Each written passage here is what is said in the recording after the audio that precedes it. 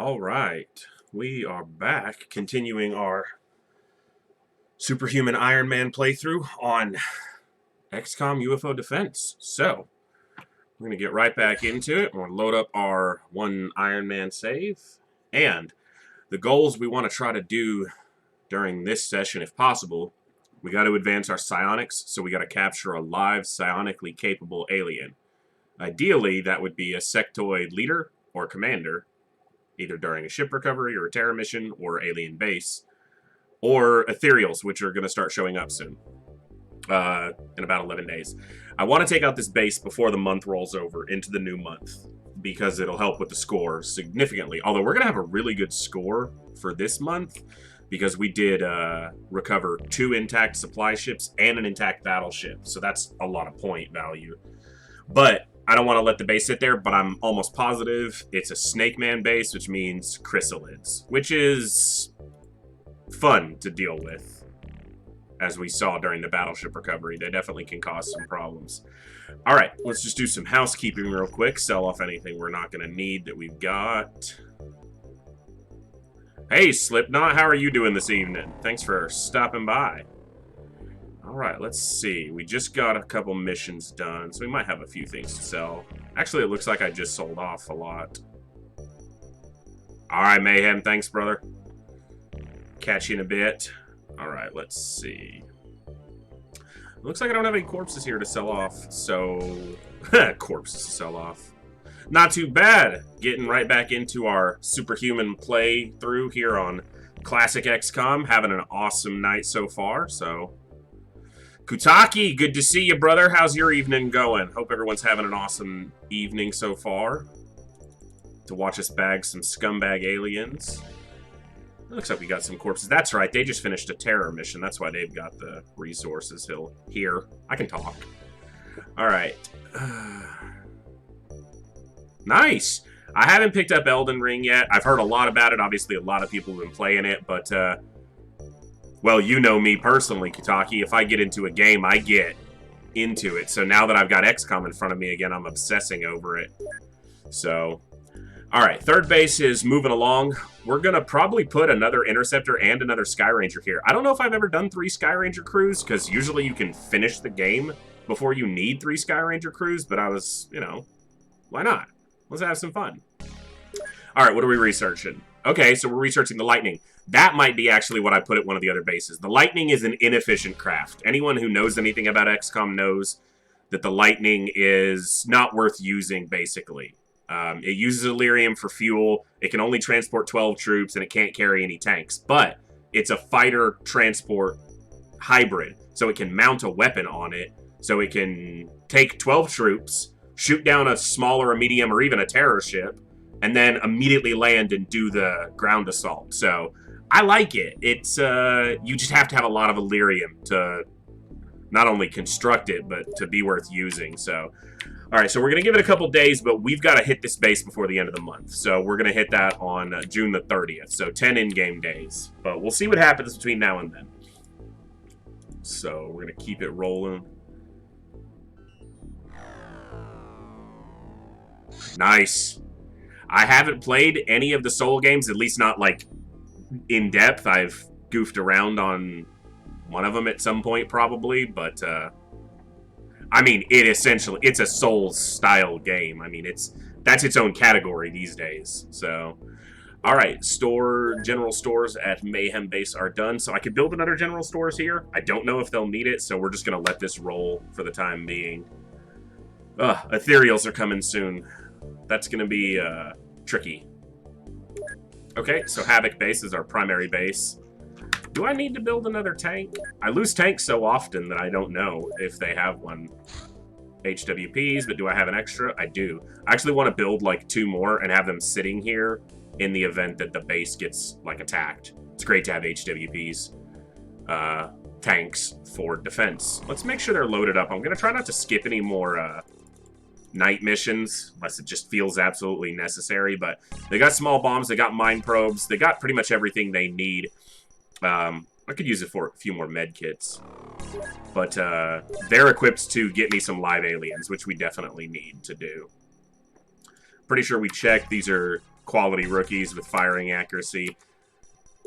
I decided that I wasn't going to use psionics offensively. They make the game just too easy.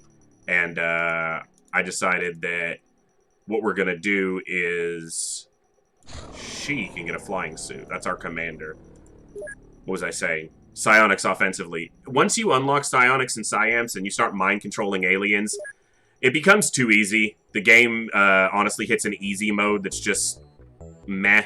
I'd rather enjoy the challenge of having them available and maybe filtering my troops to make sure they're resistant to it, but I want to shoot the aliens. I don't want to mind control them, even though you can mind control and make them shoot each other, and that's fun. Alright, so Richard is the captain here. We're going to give him the other flying suit, and then everyone else is in personal armor for the time being. I lost a handful of power suits, and they're a little expensive. We do have a lot of Illyrium now. Well, not a lot. We have a good supply. But, I'd rather not waste it, if possible, so... Nice. I mean, it's, you know, there's a lot of things that happen in games. I was just talking about mind control in this game that kind of make the game trivially easy, which can be a disappointment. So actually, let's do this. We're going to build a large radar system. We'll eventually replace these with hyperwave decoders. Well, you only need one hyperwave decoder, so... Essentially, the hyperwave decoder, once you unlock it, is 100%. It sees any ship in its range, and it tells you what it is, so... Alright. I'd like to see some more ships. Nice. So this is the Lightning, and it's, like I was saying, it's not an efficient craft to use, but I'm really thinking about building one just to have some fun with it. But these are the things we were really researching for. I need to get psionics, though, so we can get a hyperwave decoder. So we're going to knock out, actually, some of these lesser research objects just to get them off our list and get the research points so we have a really good month. Let me make sure manufacturing is going. I think these guys are just making laser cannons for money. Oh, no, they're making power suits for their troops, and then they'll go back to making... Well, it looks like I actually have engineers available. Yeah, that's right. I ordered more engineers here. This is just an engineering hub, essentially. That's why we're making another workshop here. Well, that makes sense, knowing you know. Big, hits hard, gets the job done quick. Yeah, makes sense. So, thanks everyone for tuning in and enjoying some classic XCOM with us tonight. We're just kicking it off, so we'll see what the scumbags have in store for us. Alright, so we're just going to kick this up. We're making a ton of money, more money than we need. But looks like we might not see another ship before the end of the month rolls around, which means we need to get to... So I'm going to do this, actually. Oh, no, I don't want to make infinite tanks. I want to make 2 more tanks. We're going to ship these to some of the other bases, and that reminds me that this base... Okay, it's not done with living quarters yet. I need to put soldiers here so that it has defenses once, just so it doesn't get taken over too easily. Okay, and it can have an interceptor, which means I also need to make a plasma beam for it. So we're just going to do this. We're going to take 20 of these guys, and we're going to have them make 1 plasma beam, because they should have the resources here from the recoveries they did. Plasma beam? Plasma beam. There it is. Oh yeah, they got plenty. So we'll kick out one of those real quick. Confessor. Imagine making a rogue and a pound. Nice! Sounds like there's a lot of variety there, too, which is pretty cool to see. Okay. And these guys can go back to making laser cannons. So we've hit our stride as far as manufacturing. We're making more money than we could ever use, so I really don't need those guys. Well, our upkeep's not small, so maybe we're not quite there yet. Transfer to Mayhem Base a plasma beam. And we actually need to send them some weapons soon too, but we'll have to do that from the main base. So let's actually do that now before we forget. We'll transfer the weapons ahead of time so that the staff there, the soldiers, actually have, you know, weapons to defend themselves. Oh, 828 is twice 14. I can count. And we'll send them 2 tanks. And these guys, they have a tank laser cannon. They have 1 + 1 on the ship. Is that correct? Yep, there's 1 on the ship. Oh, they're short on some crew. She was wounded. She's got crappy stats, so that might be why I didn't put her back on. That's really good reactions for a scout. So is that other guy. There's a good troop. Alright, so we're going to put them on, and we're going to move them up to the top. So they will be the first ones out of the ship. Because they're rookies, so if they die, sucks, but better them. And, let's actually do this. Yeah. Everyone there gets... Well, actually, no, because we actually have some decent troops here. I'm pretty sure this is a... Well, let me look at what they are. Yeah, Colonel, and then the captains are on either side of him. They can all get power armor. Cool. Power suits, whatever. Cool. Alright. And they have an HWP on board. Let's make them make another one. Just so they have it for defensive purposes. Tank laser cannons hit just as hard as the hover tank plasmas, but don't cost Illyrium or near as much money. So I like them. And I think that'll be done in like, yeah, a couple days. Alright, base assault soon.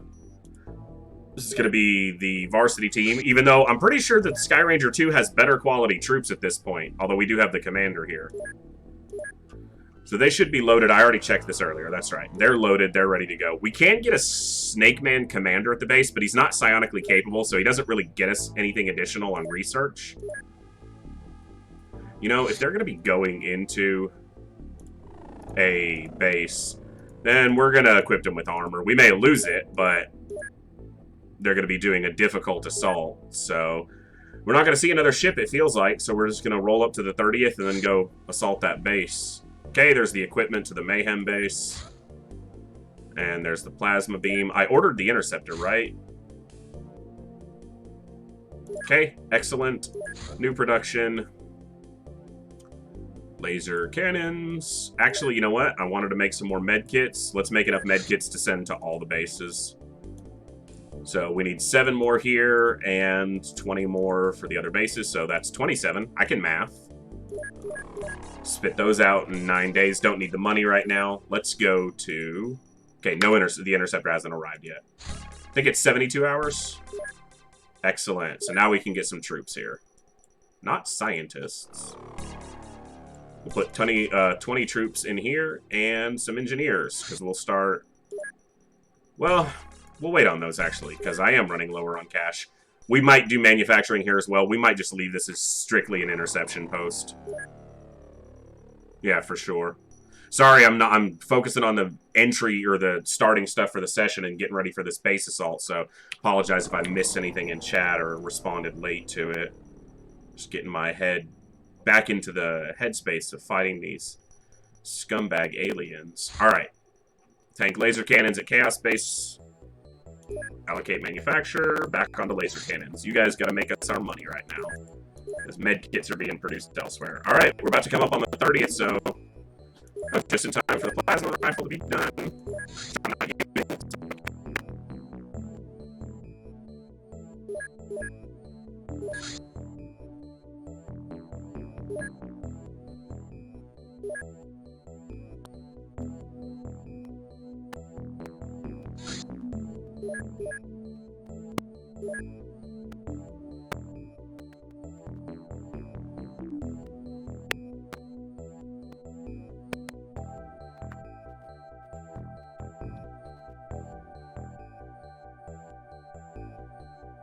What's going on with it? Alright, Cameron, what you doing? Give me 1 second. Let me take a look at this and fix it. I'll be right back.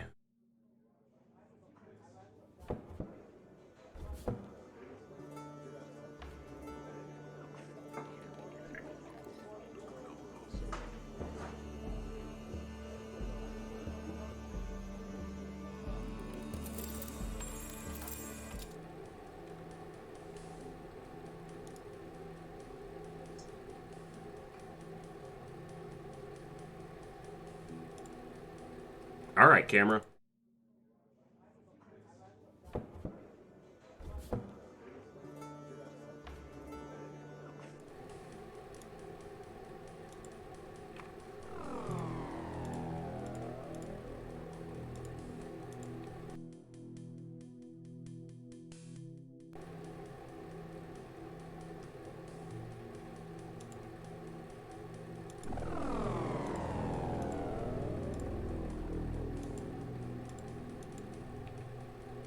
Are we good now, camera? Are we going to behave? Sorry, guys. Camera's deciding to be buggy tonight. It's worked fine up until now, but, alright. Looks like we're back in functioning. Cool. We're broke. That's what I was doing. I was selling off some of this stuff because we're broke. I don't need all these here.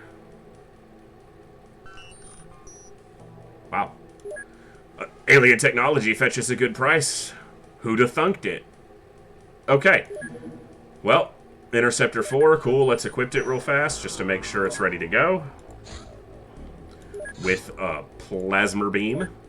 Shoot down all the bad guys. Alright, it's the 30th.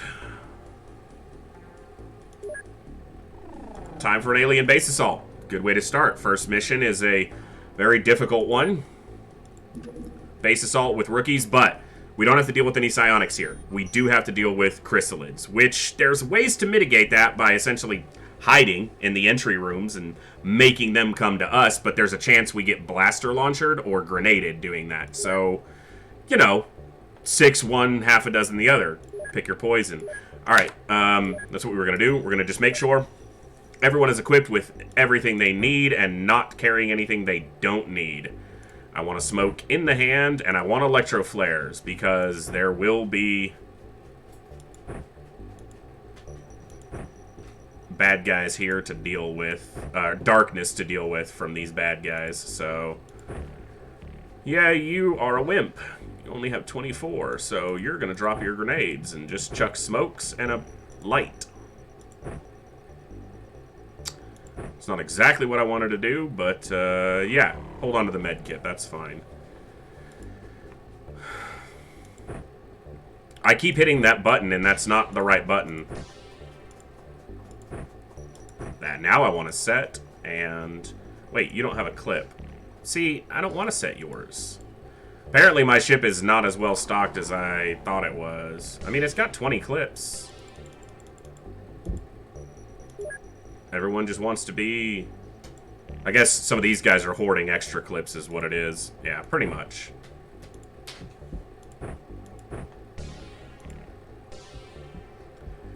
Well, I guess you get to carry whatever you want since you're the badass on the group. Alright, you are going to be Mind Probe guy. Well, you can still carry smokes. You just... You know what? I don't even need a brine probe. I don't know what I'm thinking. There's no psionics here, so I don't care about capturing any of these aliens, so... Don't care about the mine probes. Looks like everyone's pretty much equipped for how I need them. Don't need a small launcher, don't need mine probes. Got a couple med kits laying around, got a couple guys in flying suits. Got grenades, got electro flares. Got smokes. Got a tank. Cool.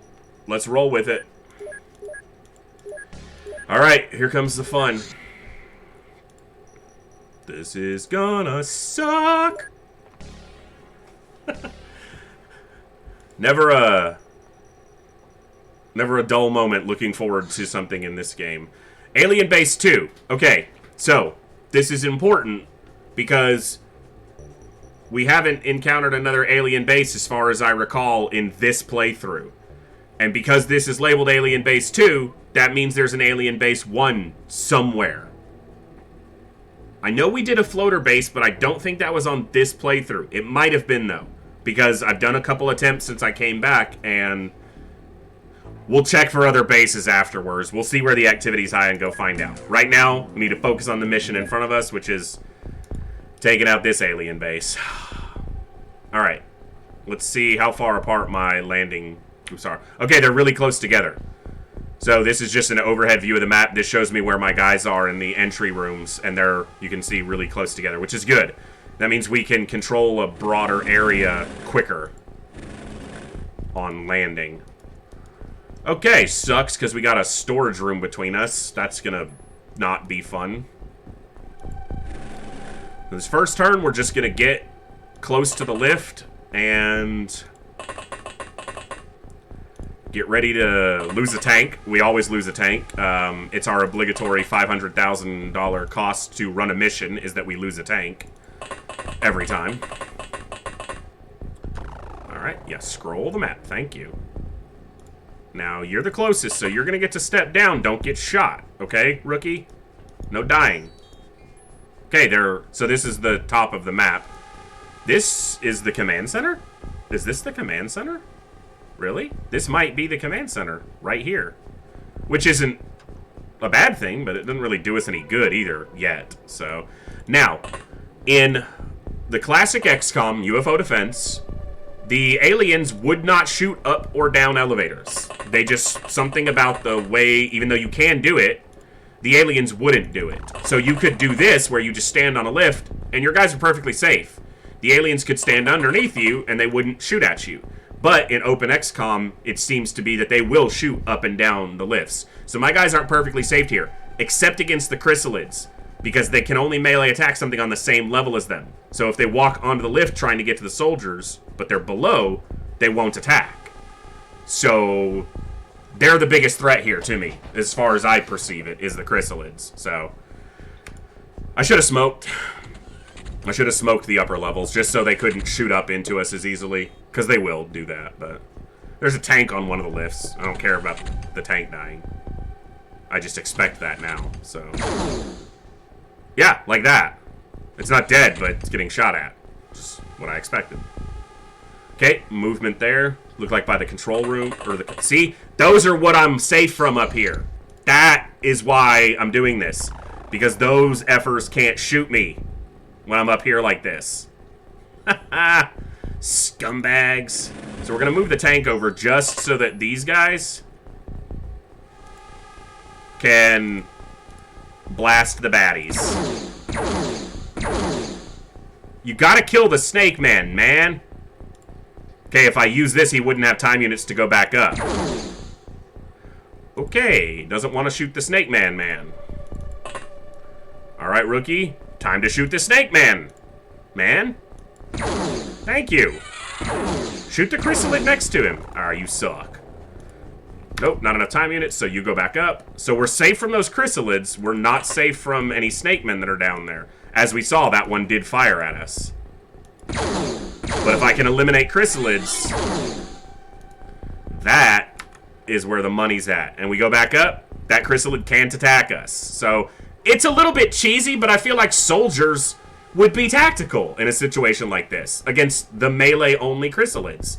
They wouldn't expose themselves to being attacked by them easily. So that's what we're doing. That's my story, and I'm sticking to it. So what we're going to do here is... I didn't pre-prime any grenades. I might turn that off anyway. We're going to just start lighting up some of these other areas.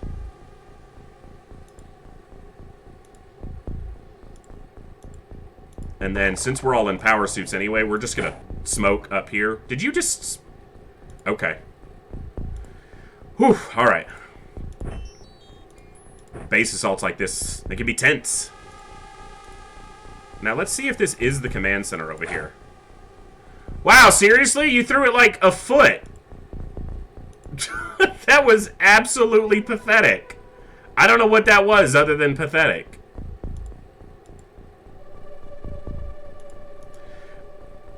Sees an alien. Can you shoot him without shooting a troop? No, you can't. Alright, well, I don't care that you see him then. You can't do something about it. You know, I got people up here with some more time units. I guess I can try and take this Chrysalid out. Yeah, you got time units.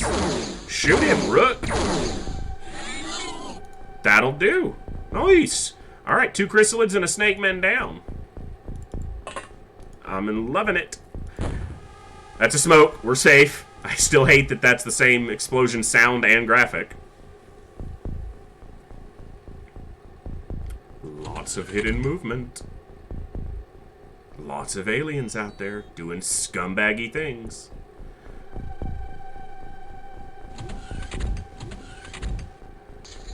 Alright. Let's go see what happened. Hello? You see an alien. It is a Snakeman. I wonder if he will shoot back at you. How about you just drop him so we don't have to find out? I think I just left this troop with too few time minutes to go back up. Okay, they have just enough. It's 8 units to go up or down a level, so...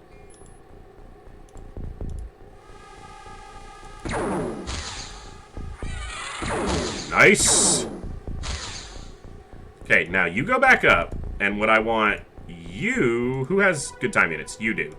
You walk over here, pick this up, and actually throw it more than, like, a foot, please.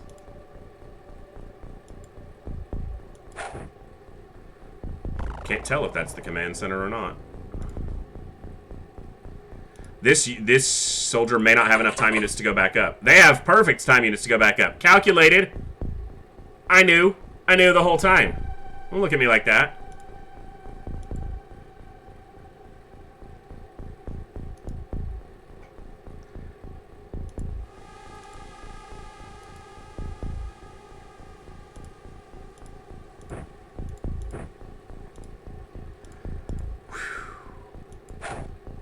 Not the darkest areas that you can run into in a base. Some of these rooms can be really dark, and some can be relatively good visibility. This room over here's the garden or whatever it is. Those garden-like structures, those can be quite dark. So we'll try to electro flare that. Give a little bit of illumination. We're going to spend one more turn waiting on these lifts for some more Chrysalids to run up. I know I'm going to lose troops here to Chrysalids, but if I can eliminate some of that, that'll be, you know, ideal. So, and we still have the tank to scout with, which is not immune to the Chrysalid damage, but it can't be turned into a zombie. It just gets blown up, which we're expecting to happen anyway. All right, so this is the last kind of safe turn up in the entry rooms. Not seeing a lot of movement around us, which is rare. Normally you see a little bit more close to the where you land, because the aliens move to defend. But they're being lazy this time. They don't want to do that.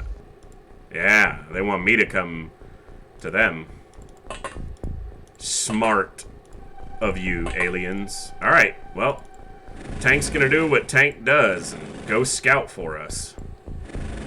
Find lots of Chrysalids for us to kill safely. Huh. Well, this is the lower edge, so this is the upper edge, and this is this edge. So we actually have kind of a... The base extends this way further than anything.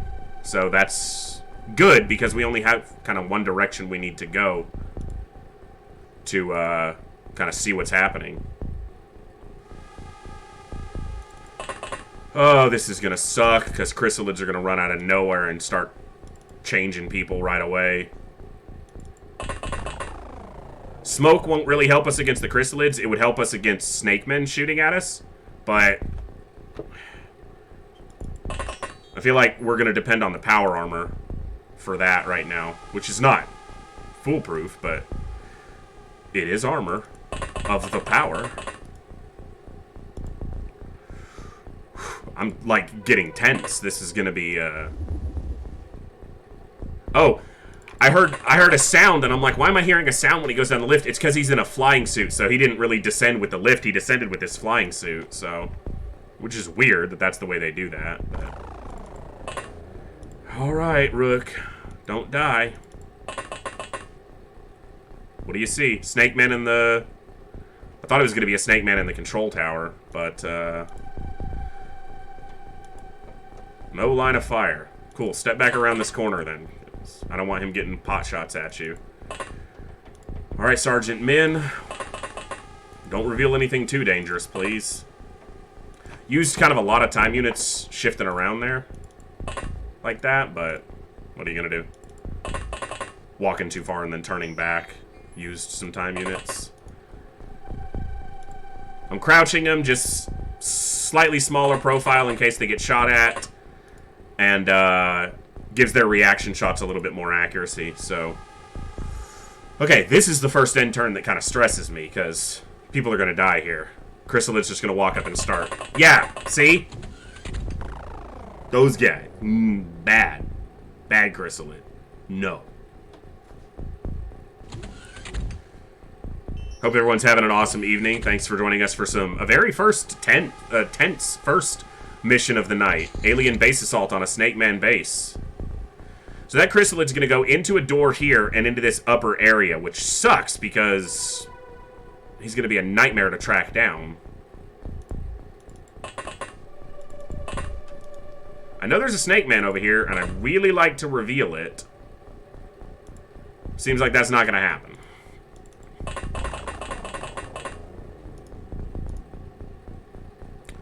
You see a Snakeman. How about you step back without getting shot? Thank you. You don't have a lot of time units, but this is the command center right near one of our landing areas, so I guess I'm gonna have a troop search over here instead of the tank, which is potentially dangerous if they run into a Chryssalid, but I mean, this is all dangerous, right? So I feel like the tank's gonna get mauled by that Chryssalid. Okay, you see that guy, that's fine. We knew that guy was there. This rookie's gonna walk around the corner and blast this guy. Easy money. Just... Okay, you're gonna step out one, and you're gonna blast this guy. Easy. Ooh, there's another one. You wanna do 2 in a turn, rookie? Come on. Nice! Rookie's earning the power armor they got on mission numero uno. Alright, so this guy's going to stand right here, and he's going to face this way. So if this Chryssalid that's over here walks out, hopefully we got some of our best troops here. They get some shots off. If this commander gets turned into a zombie, I'm gonna be angry. That's all I'm going to say about that. I'm going to be angry. This commander, I like. The last commander was a bum. Okay, we know there's a Snakeman over here. I don't know if I can get anyone close enough to get a good shot on them, so... They're in the command hallway, so they're not, like, a major threat to us. Chryssalid in the watchtower. Sneaky game. Now they've just given him a quick exit. That son of a bitch. Now he can just walk out that wall. He doesn't have to go down the lift. This rookie is going to get turned by that Chryssalid. They're going to go down, walk out this door, walk over, and turn him. They have so many time units that they can do that much movement in a turn, like, easily. It's a little ridiculous. But that's the danger of them. Nasty troops. Okay. Well, we got a Chryssalid over here. We got one in here. If they don't turn anybody, we got to keep track of them so that we can see where they go. Let's see what happens. Oh, there's another one. So that's the one that went upstairs, actually. Like I said he would. He would go up into that little 4-room upper corridor and drop down. No. Someone shoot at him. They shot at him and stopped him. That might have been just enough. And it was the commander who shot at him. Oh. Rookie, you almost became a zombie on mission 1. Wow, that was close. That's super... Literally, the adjacent square to them. Ready to turn him into a zombie. Whew! Lucky rookie, that's all I'm gonna say there. Lucky freaking rookie. Now, we've got one in here. It might still be in the center room.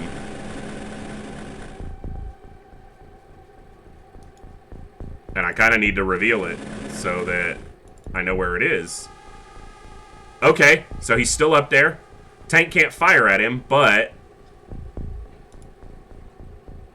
rookie can maybe, if I force fire, shoot through the wall.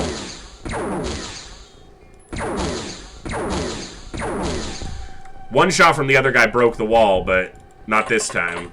This guy shoots the same section of wall like 3 times, and it's just like, nah, we're good. We're not breaking. Hello, my friend. Can you die, please? Die. Oh my god, rookie. These rookies may be getting lucky, but I feel like they're putting themselves into situations where they have to get lucky. Like, just start performing, man. We don't need this kind of stress. I'm gonna have you try to shoot at this guy, too.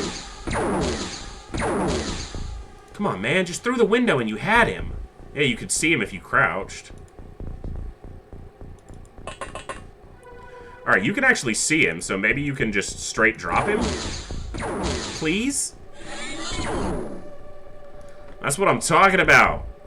Nina Alexieva. Doing work.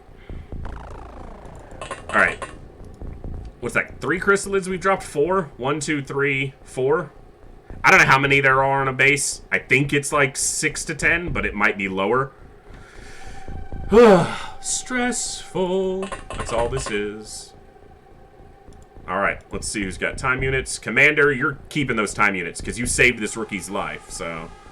You're just going to sit there on Overwatch.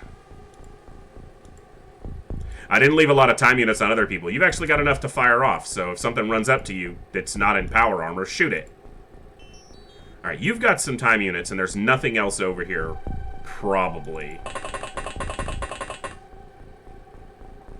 It's going to be the other Chrysalids going to come up and around and kill him. It wasn't this one. There's probably 2 up there. Alright, we're trying to do it. We're just going to see if we get zombified. Good song, by the way. Hey, tanks absorbing shots. Lots of movement near the command center, which is expected. But because they're not psionically capable, they're pansies. Hey, Sarge, drop this scumbag. That's a blaster launcher that guy's holding. Meaning if he fired that off, he could kill, like, all these troops and... So the sergeant doesn't kill the alien with the blaster launcher, but he kills the rookie. I don't even care about the rookie, callous as that is. I care about the freaking power armor. That's just expensive, Sarge. But this alien has a blaster launcher. It fires a bomb that explodes in a huge area, 17 tiles, with a strength that's enough to kill someone in a flying suit, which is the strongest armor. So we really want to drop this guy before he gets to shoot off. That also means, Jesus, he's made of tough stuff. And, of course, we revealed another one without the time units to properly assault it. You better drop him with 1 shot. You didn't. All you did was make his shot easier. Well, we've lost a troop so far, but it was a rookie to our own people's fire, so it feels about right. Please shoot the snake man. They're all gonna die to that snake man. Fuck. He's gonna grenade them. They're about to get grenaded by this snake man. And they're gonna deserve it. Sucks! What do you see? Oh! Is the tank gonna save the day? Oh, you hit him, but you didn't kill him. Come on. 2 in a row! Tank saves them. Oh! For now. They're probably still all gonna die, but for the next turn, they're probably okay. At least they won't all get grenaded. Fucking stressing me out. That damn power suit costs so much. The Tonk did it.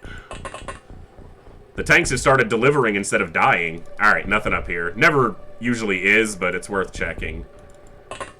The tanks realize if they start killing things, I don't want them to die as much, so they've started delivering.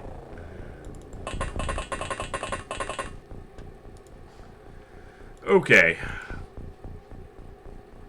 Yeah, we're gonna have you go through the quad hall just to make sure. If there's a Chryssalid up there, it's gonna suck. So, I saw a Chryssalid walk over here and go in, and then walk up this hallway. So I think it went up and down, and I think it was this one, but there could still be a Chryssalid up there, which means he'll probably walk out this door and kill this guy. You know, the fun things that Chrysalids do. Not enough time units for firing, because I'm stupid. Can't believe I lost a rookie to that shit already. To my own guys. But... oh, and you see another one. What do you see? Tell me it's not a Chrysalid. It's a Snakeman. Well, he's far enough away. Hopefully he doesn't have enough time units to get close and do anything nasty, like prime and throw a grenade. We took out a blaster launcher, so... well, let's see. What was that? Was that the rookie's smoke grenade? Because the rookie died? Hey, Sarge took out the big threat, the rookie. Well, the leader's panicking. That means we're killing quite a few of them. And they've only incurred... Well, they haven't incurred a loss on us at all. We shot the rookie. So the Sarge is the hero because the aliens were like... They were so mad at their own guy for not killing us that they shot him themselves. They're brutal. It's an intimidation tactic from the Sarge.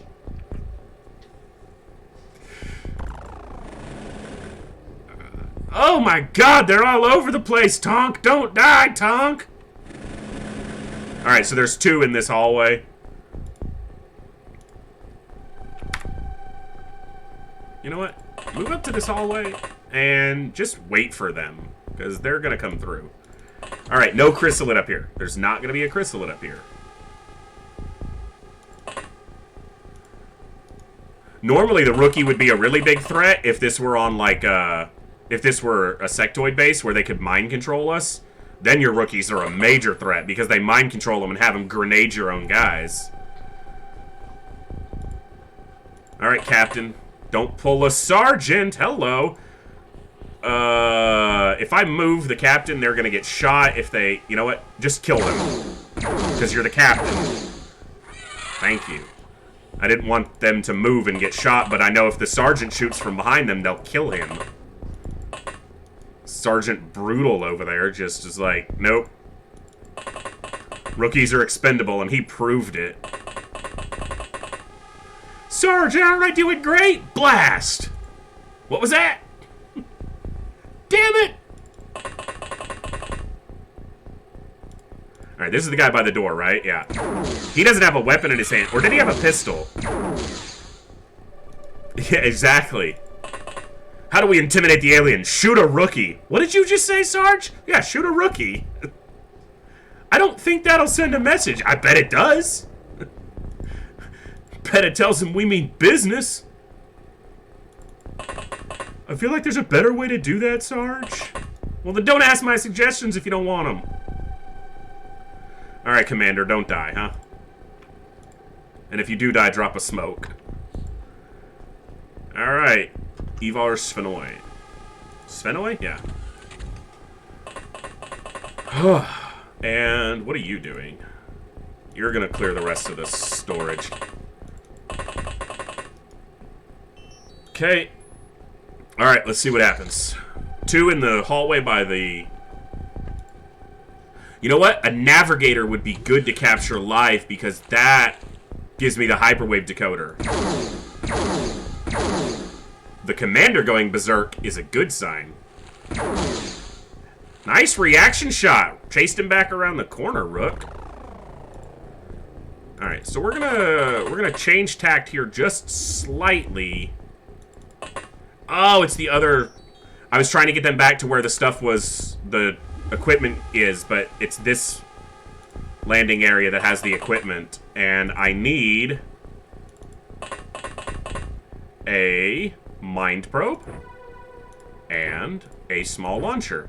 I am going to try to grab a navigator here so that I can make a hyperwave decoder, or yeah, so that I can do the hyperwave decoder. Which means I don't really want to shoot any troops, but this guy wasn't panicking because he moved, so I'm pretty sure he's not the navigator that panicked.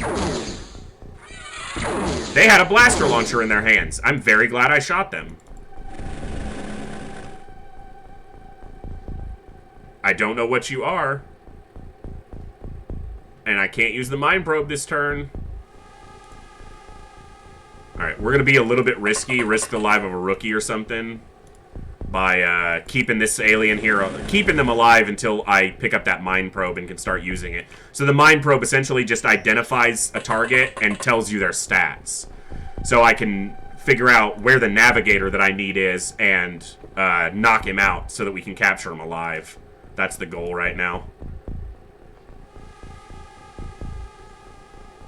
So, coming to this base will get me a navigator. Normally you have to find them off a medium ship or a base. And I didn't think about it till now. We're at the base. We'll grab a nav. And you can go up into the control room just to have fun. Okay, keep your time units for reaction fire. You can move up just a bit. Don't shoot the tank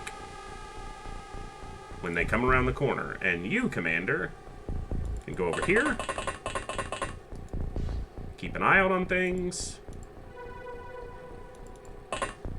Oh, I didn't pick up a launcher bomb. I have to take a step back next turn. I'm bad at this game. Just in case anyone was wondering. I'm terrible still. So, you're expecting quality gameplay. This is not the place. Okay, so that's a dead-end hallway. We'll just go back up. Walk this way. Alright, hopefully someone doesn't die waiting on this navigator to be located, but that could be them right there. Oh, they just threw a grenade at us. They just threw a grenade at us. Those two troops right there in that doorway are gonna die to a grenade, most likely. One of them died, one of them lived. And of course the game's like, hey, someone died. Save game.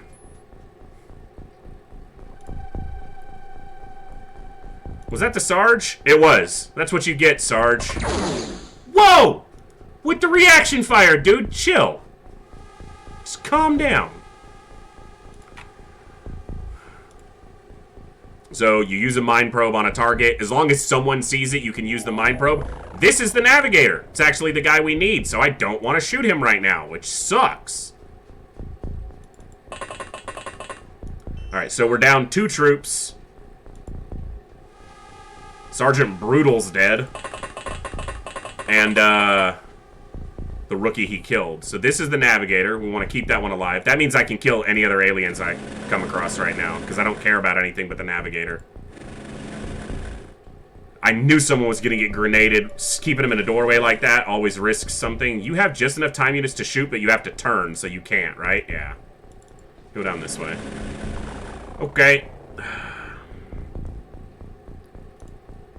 But capturing aliens alive means leaving them conscious until you capture them. Or panic them, so. In this case. Alright, Commander. Don't reveal anything you can't kill this turn, please. Thank you. I'm still need to be wary of more Chryssalids. I think I only killed 4. And I know there can be way more than 4 in a base. Maybe not way more. I know there can be more. I don't know if there can be way more. So.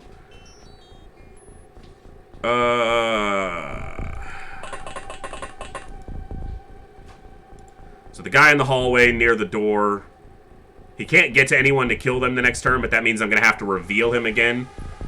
Oh, and that also means you need to pick up a launcher bomb. Well, multiple, ideally, so that you can actually knock someone out. Not enough time units. Not enough time units. Son of a bitch! We'll drop some stuff. Okay. So he's got to get the launcher bomb and then get over here and knock this guy out. Hopefully this guy panics and drops his gun, because we're killing everybody else. But actually, we didn't kill anybody this turn, so he's not likely to panic. Can't believe this fucker got a grenade off. At least they didn't get a blaster bomb off. That would have been way worse. Engineer has panicked. I want the navigator to panic. That was a blaster bomb. The thing I just said would be bad, that was it. I think it only killed a rookie or a squatty, though. But I'm pretty sure it killed the navigator I needed. That's 3 aliens with blaster launchers in this base so far, which is a lot. Son of a bitch. I'm pretty sure they killed the navigator I needed. Nope, there's the navigator. He's still kicking.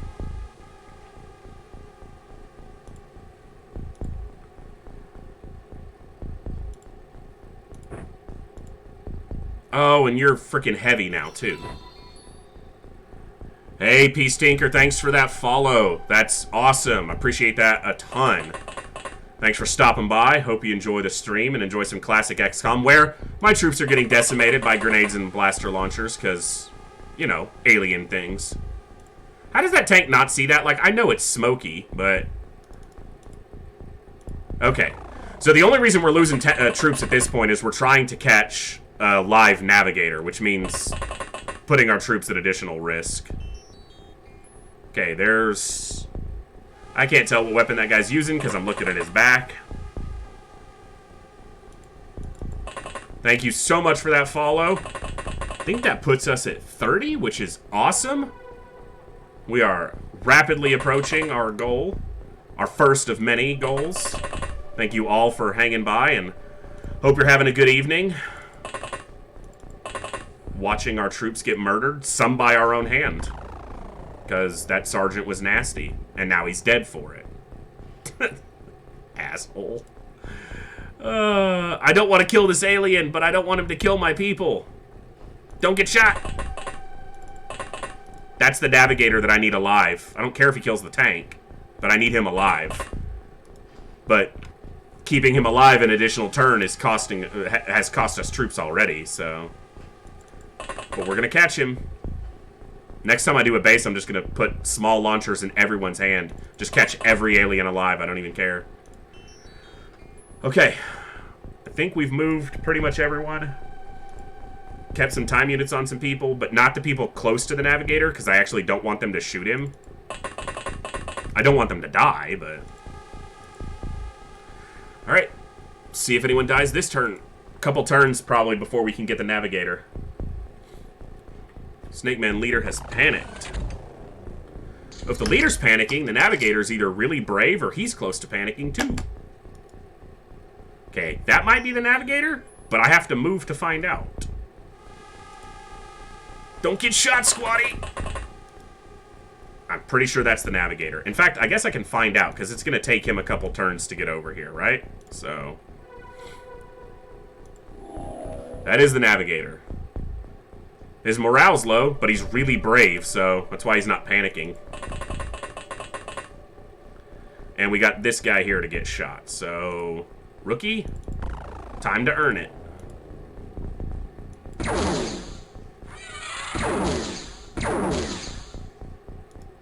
Awesome shot. Good job, Rook. Don't die. Alright.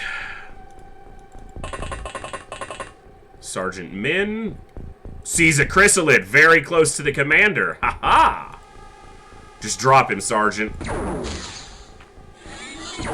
That's the kind of sergeant I want. Sergeant Brutal shooting rookies. Sergeant Min over here's dropping Chrysalids in one shot because he's a badass. That's what I'm talking about. I knew there'd be another Chrysalid. Hiding around a corner in a dark hallway just ready to turn somebody into a zombie.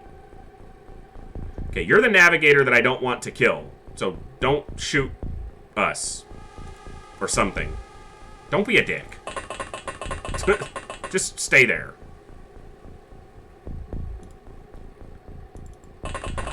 So, getting the navigator will get us the ability to make a hyperwave decoder, which is essentially the best radar in the game. It detects any ship in its radius, it tells you the species of alien on the ship, and it tells you their mission, so you know what they were intending to do. So, really good piece of tech. Very expensive, but very essential. I hope everyone's doing well tonight. And thank you for spending some of that evening enjoying some XCOM with me. Made it to Wednesday. It's all uphill from here, right? Okay, navigator, don't kill nobody. The navigator going berserk means it has no time units left, which means we can walk right up to it and stun the effer. Except I think we're still too far away. It kind of depends on where if he stood still and went berserk or if he moved. He stood still. So you might be able to get a shot on him from here.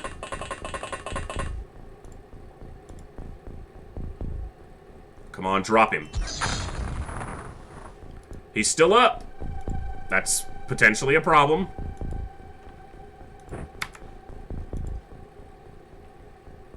Nice.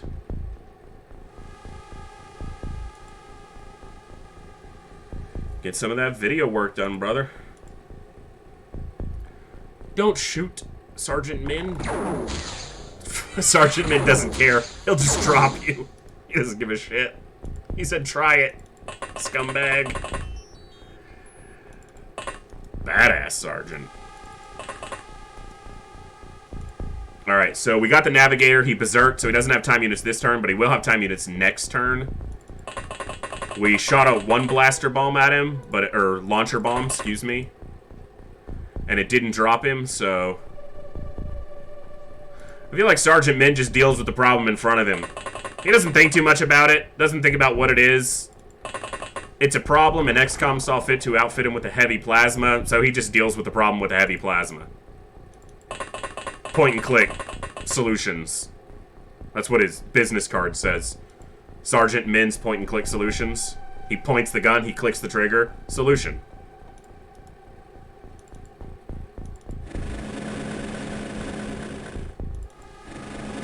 That's his call sign. You know, everyone's got these really cool call signs. Reaper and Demon, and he's just like, solution. And they're like, really? And he's like, yeah, it works. Alright, Navigator. The Commander's still alive, too, because they went berserk a few turns ago. So, this is the guy we need. Hopefully he doesn't kill the rookie, but I'll sacrifice a rookie to get him alive. He's still going berserk. Zuber and Alpha, thank you so much for that follow. Thanks for stopping by this evening. Hope you're having an awesome Wednesday evening, and thanks for joining us. Alright, Svenoy. You got 2 more shots. I'm gonna need you to drop a fool. You suck! You've only got 1 more shot without walking back to the equipment. Well, as long as he keeps going berserk, he's not gonna do any damage, but, like, we're risking harm here at this point. I bet there's a single Chrysalid standing up in one of these dark hallways just waiting for me to get complacent and leave a troop with no time units. It's just gonna pop out and kill him. So, that's what happened when we did that battleship clear. Dealt with everything with no issues, and then as soon as we got to the command deck, 2 Chrysalids popped out and just started wreaking havoc, because that's what they're wont to do. Alright, start clearing the hallway. Alexiva, good shot this squad he made earlier, so good troop. Don't walk near the Navigator, because he's going berserk. So, in every alien base, this is one of the structures that will always appear. This is the command center. And until the walls are blown out like this because of the blaster launcher, you have to come up, go through this door, and then come down these hallways on either side. And then in here is a lift that goes up to the next level, and this is where the commander is, in the command center. So if you're looking to catch a live commander, they generally won't leave the command center unless they panic. Or they're destroying you, in which case they'll come down to hunt down your troops. So, alright, hopefully we can get this guy with a launcher bomb on the next turn. And he doesn't kill somebody, because he's not berserking. That dude just shot the commander! Thank God for flying armor! And Sergeant Min does it again. It's the solution. If the commander took a wound from that shot... Okay, they didn't. Thank God for their armor. I knew there'd be an alien in here. I thought it would be a Chrysalid, but they all shot at it. They just put themselves in the crossfire because they're stupid. Okay, there's the Navigator, probably? I have to find out now. That's gotta be the Navigator, right? Like, there's no way that's not the Navigator. 26 time units to move there. He'll have 24. 24 there. Ah! So, if I move here, I should be able to turn and shoot at this guy. This isn't gonna drop him. This is gonna miss. Oh, he's unconscious. Thank God. Okay. So now the rookie... I think once they go unconscious, they drop their gun anyway. See, if you pick up their bot, it tells you what they are. Snakemen Navigator. So that's for sure the target. And we're just going to take away his weapons. Well, they don't pick them back up. There's an option you can put on that makes them search for weapons if they've dropped them from panicking. I didn't enable that because it's not classic, but... I feel like it would make sense that they would rearm themselves, so I might do that in a future run. And then you would have to do what I just did, where you go up and take their weapons so that they can't rearm themselves. But that's a live Navigator, so that's what we came here for. Well, I shouldn't say that. I came here, and then realizing, oh, hey, I need to get a Navigator, I decided, yeah, let's grab him while we're here. Alright, rookie, if you shoot the commander again, I'll probably just kill you before the mission's over. So, the map isn't over. I do have that option turned on, where as soon as the last alien threat is eliminated, the map ends, so you don't wind up searching But I'm not convinced that the commander's the only one left. I'm feeling like there's stuff in here, too. And it's going to be a Chryssalid, and it's going to turn my commander into a zombie, and I'm going to rage slightly at the game, so... I'm prepared for that inevitable outcome. Let's see. There's the door. It's a Chryssalid, and the commander said, fuck the Chryssalid, and dropped it. Okay, Snakemen's still on the ground, but something moved over here, so I guess it was by this door? Or not? Something moved, though, because it brought my attention over here. Like, if your troops can see something moving on the end turn, it'll pull your camera to where... Hello, Commander with a blaster launcher. Die, please. Thank you. He had a blaster launcher. That would have been bad. That's a pretty good mission. That's a pretty good base assault. We got the live navigator. We got 50 Illyrium, which is pretty good. We lost 3 operatives, which sucks. But that's a really good... We got the... Yeah, that's awesome. Okay. So, nice. More promotions, because people died. Sergeant Slaughter and the rookie he killed. And then 1 rookie died to a blaster launcher, so... That's a damn good base assault, especially for freaking Superhuman. I'm happy with that. We got a live navigator, so now, if we get the Sky Ranger back to base, we can go in here, we can go to research, we can stop this, and we can go to Snakemen Navigator. Put all the researchers interrogating this guy. Alright, let's sell off what we picked up. Alien Entertainment has no value. I still need to research it, but that's a ton of money right there. It's one of the most valuable things you get out of a base, is the Alien Entertainment. Snakeman corpses, Chryssalid corpses. Need to research those still. Keeps our Illyrium flying, which is really making me... This is the original XCOM piece. This is XCOM UFO Defense. I'm playing it on openxcom, which is technically a mod, but the only things I have activated are quality of life things, like allowing me to use a more modern resolution. But this is the classic. This is where it all started. And possibly still my favorite of the XCOMs to this day.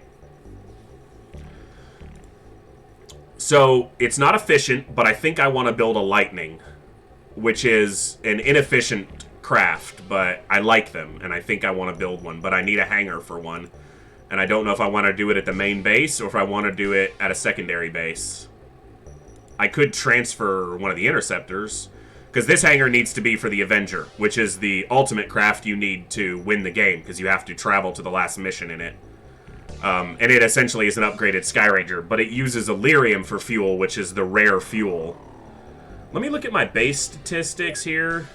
Yeah, I'm using more than the 150 for living quarters, because this living quarters eliminates this as being a spot where you could put a hangar. I could, once I make the hyperwave decoder, get rid of both of these radars and put another hangar here. But I feel like if I'm going to build another hangar for a Lightning, I might as well start building it now. You know what? We build it at base 3. They don't have a Sky Ranger. That's where we'll put the Lightning. Actually, we'll probably transfer a Sky Ranger over here, because I don't want the Lightning in the most isolated area. We'll put the Lightning in USA. Sounds like a name the USA would put on a ship anyway. The Lightning. Alright, so we're going to build a hangar here. It's going to take 31 days to finish. Or 25, okay. It's not the initial one. And we'll do another living quarters here. They have heavy plasmas. They need smoke grenades for defensive purposes. I do not need 768 smoke grenades. It's a bit much.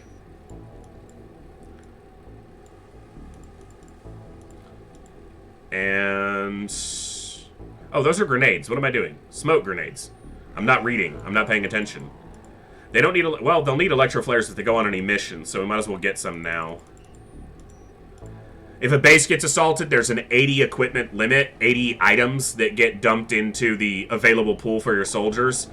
So you don't want to buy too much miscellaneous stuff and overload that pool, but thankfully heavy plasmas fall above everything else, and those are the most important things, that they have guns to use in case they get attacked. I should probably also send There's troops being ordered for here. Yeah, 20 troops coming. But what I should probably do is send an experienced troop, like a colonel or a captain, to that base in order to give it some morale. Dennis Richard, maybe we send you. You've been on 5 missions and bagged 9 aliens. The commander's been on 17 missions and bagged 28 aliens. Nasty. We gotta replace troops here. And Alexiova got wounded.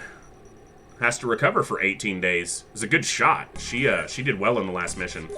Alright, well, let's look at who's worth putting on the Sky Ranger. From the bottom, please. Wow, these people all have terrible firing accuracies. Like, what? These are all, like, crappy troops. Like, they all suck. Let me check that again, just to make sure there's no one worth... Okay, Puna can stay because those reactions are really good. 55, I think, is the highest for a rookie. And firing accuracy's good. Good enough, it'll go up. Stensrod's pretty good, too. Kong can go. Kaminsky can go. Sadiq can go. Kipiego can go. Grady can stay. And Holmgren can go. Santiago can stay. Okay, so we got enough to re-equip the Sky Ranger. Alright, so Puna can stay. Stunstrad can stay. I think Holmgren. And Santiago's on the border. Grady can stay. I need one more because the sergeant's wounded for 18 days. So let's see who just barely makes the cut. Holmgren. Okay. The worst part of that wasn't losing the 3 troops. It was losing the 3 power suits that they were wearing. So this is one aspect of the game which is not original, is being able to reorder the troops in the Sky Ranger. Used to just whatever order they were in, that was the order they were on the ship. But I feel like it makes sense to be able to shift people around, so I'll use that. Okay. You can lose the power armor, personal armor, because you're not going on any missions anytime soon. Alright, so we got a navigator. We're about to hit the rollover for the month. We should have a very good score because we took out a base and a bunch of live ships. Like, this should be a very high-scoring month. Base 3 is going to come online with its radar not too long from now. 18 days. And then we'll put a Lightning in USA. We'll ship this Sky Ranger over here to Australasia, Southeast Asia. And we'll have 3 assault crew. Alright, let's roll it over. Yeah, they were very pleased, because that was a really good month for us. That reminds me, though. There's all the troops for Mayhem Base. That reminds me, though. So we did that base assault, and it said Alien Base 2, which means there's an Alien Base 1 somewhere. And I don't know if I've already cleared an Alien Base. There might have been a floater base that we took out earlier. But I don't want to look back at the mods to find out. I just don't remember if there was. So what we need to do is... Yeah, Havoc, Chaos, and Mayhem. Those are the names of the 3 bases. It just happened to work out that you go by Mayhem. So you have a base in Southeast Asia named after you. So this is just a graph that gives you an indication of where alien activity is happening. I just took out a base over in Siberia, so it makes sense. I'm just looking if there's a spike anywhere that I missed that might indicate another alien base. But I'm not seeing one, so I think we're safe. So yeah, if we go in here, I've got Mayhem Base is the 3rd base. So we've got Havoc, Chaos, and Mayhem. That's how I've named my bases in XCOM for years. It just happens to work out that you go by Mayhem, so... Small and low. Let's shoot this sucker down. Get us a nice mission for Sky Ranger 2 to go on.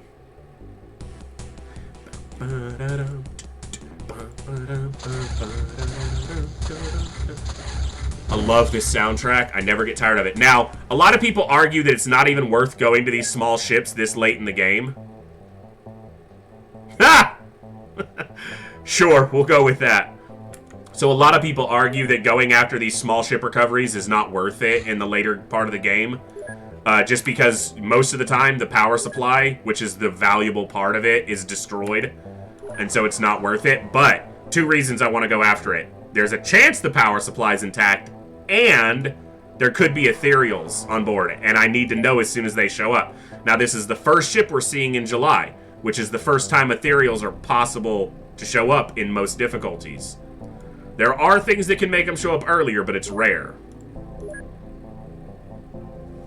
We're going to take heavy plasmas, but I'm putting the laser rifles on just in case. I actually want this to be an efficient squad. Now, if this is Ethereals, and there's weak, psionically weak soldiers here, which I can't determine yet, because I don't have a psi lab. Oh, this is going to be at night, too. This could suck quite a bit, but I'm not going to cheese it. Oh my god, are they going to land in the day? Hello! Perfect timing. They don't have smokes in their hands because I'm bad. God, you're weak.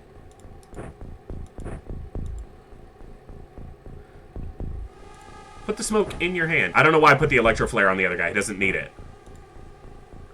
Okay, so some of them do. Okay, so I didn't pre-prime these, but that doesn't matter. And if there's Ethereals, we'll probably know immediately on the end turn because they'll start panicking and mind controlling as soon as they're aware of us. We're going to just give it the first turn smoke. There's the ship right there. I saw it just out of the corner. It's over here, out right off the front of the Sky Ranger. I'm expecting this to be like floaters or mutons, but... or sectoids. Is it intact? Ah! I was going to say, is it intact? Because I didn't see any smoke, but yeah. You can see if the roof's blown out that the power supply is destroyed. Most of the aliens are probably in this building. That's what they like to do, is sit in those buildings. Okay, we see it. What is it, floater? Snakeman. Apparently it's a Snakeman playthrough, because these fuckers keep showing up. Alright, rookie. He can't see you, so you're going to take him out. Nice and easy. Scroll wheel, please. That's what I'm talking about, rookie. Step back and take a break for a turn, because you survived. Nice. I mean, I'd rather deal with Snakemen than Ethereals. It just doesn't get me any, you know, there's no benefit. But at least it's only a small ship, so no Chrysalids. And Snakemen are generally a fairly easy opponent to deal with.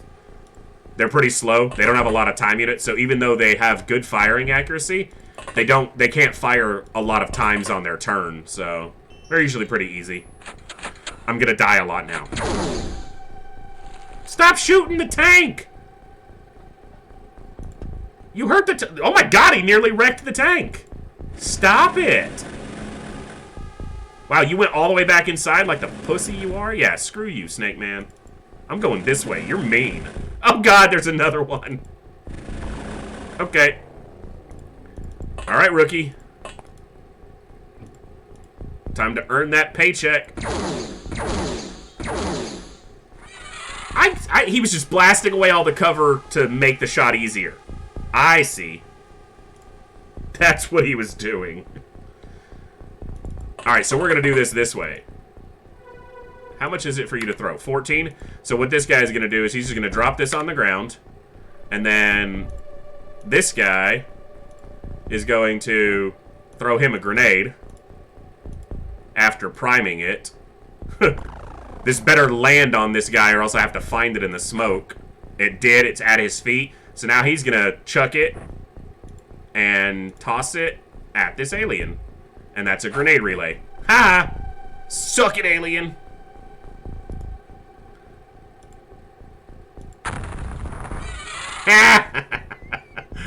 Oh, that's great. This tank is gonna get killed if it takes, like, a single shot from a plasma pistol. Like from that guy.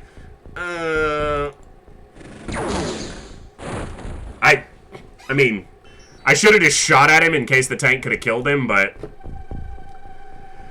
we didn't pay a tank tax on the alien base, so the game is reinforcing it now. That's fine. It's only $500,000 and we won't make that. Well, We'll make that on this mission because of the guns. Hey, cool. Delete the message, ban the user. Sorry about that, stupid chatbots. I don't need a view bot. I got the best audience in the world hanging out, watching me get wrecked by aliens, costing myself $500,000 on every mission by getting a tank blown up. Because that's how we roll around here. I have one, but he's not here, and I might moderate this guy I work with, but he's kind of sketchy sometimes. I don't know.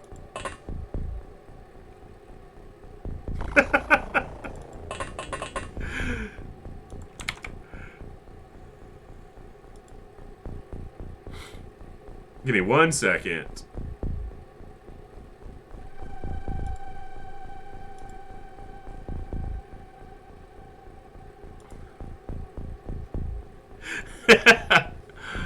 All right. I'm not going to pull a whole lot of people off the ship because we shouldn't need that many here. So we've killed 1, 2, 3, 4 aliens. There's only 9 possible on this ship, and the fact that the power supply exploded on crashing means that... Hello, mouse wheel? Can you work for me? I need a new mouse badly. This one doesn't want to work. The mouse wheel keeps going wonky on me. What I was saying, there's probably not but 1 or 2 more live aliens because like 2 or 3 of them died in the crash most likely. And there can only be 9 on this ship, even on Superhuman, so on a small or medium scout. But I do need to be careful because they're most likely in these buildings. Which, of course, there's 3 of this same building layout. I should be smoking the advance on these. Just to make sure. And it does mean I'm going to need to pull more people off the ship than I was planning on. Oh, throw it at his feet. Jesus, don't tell me you can't throw it there. Like, it's right there. Okay, mouse wheel, I'm getting tired of that. I'll use the little clicking button then, because you suck.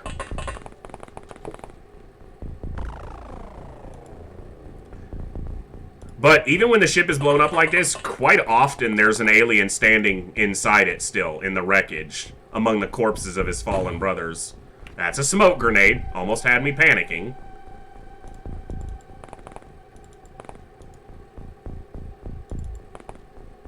Hello.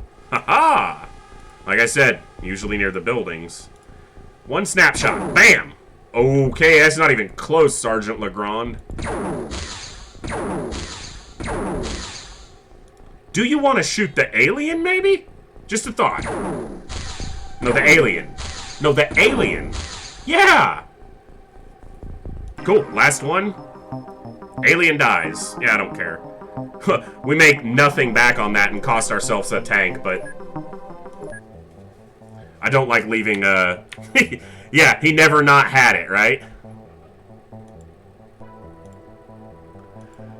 So we're in July now, which means Ethereals are going to start showing up. So, and I'm pretty sure I had an extra tank here for them, so never not had it.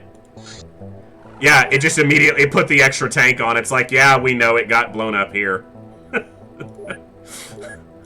Thanks. I needed that. I needed the tank replaced.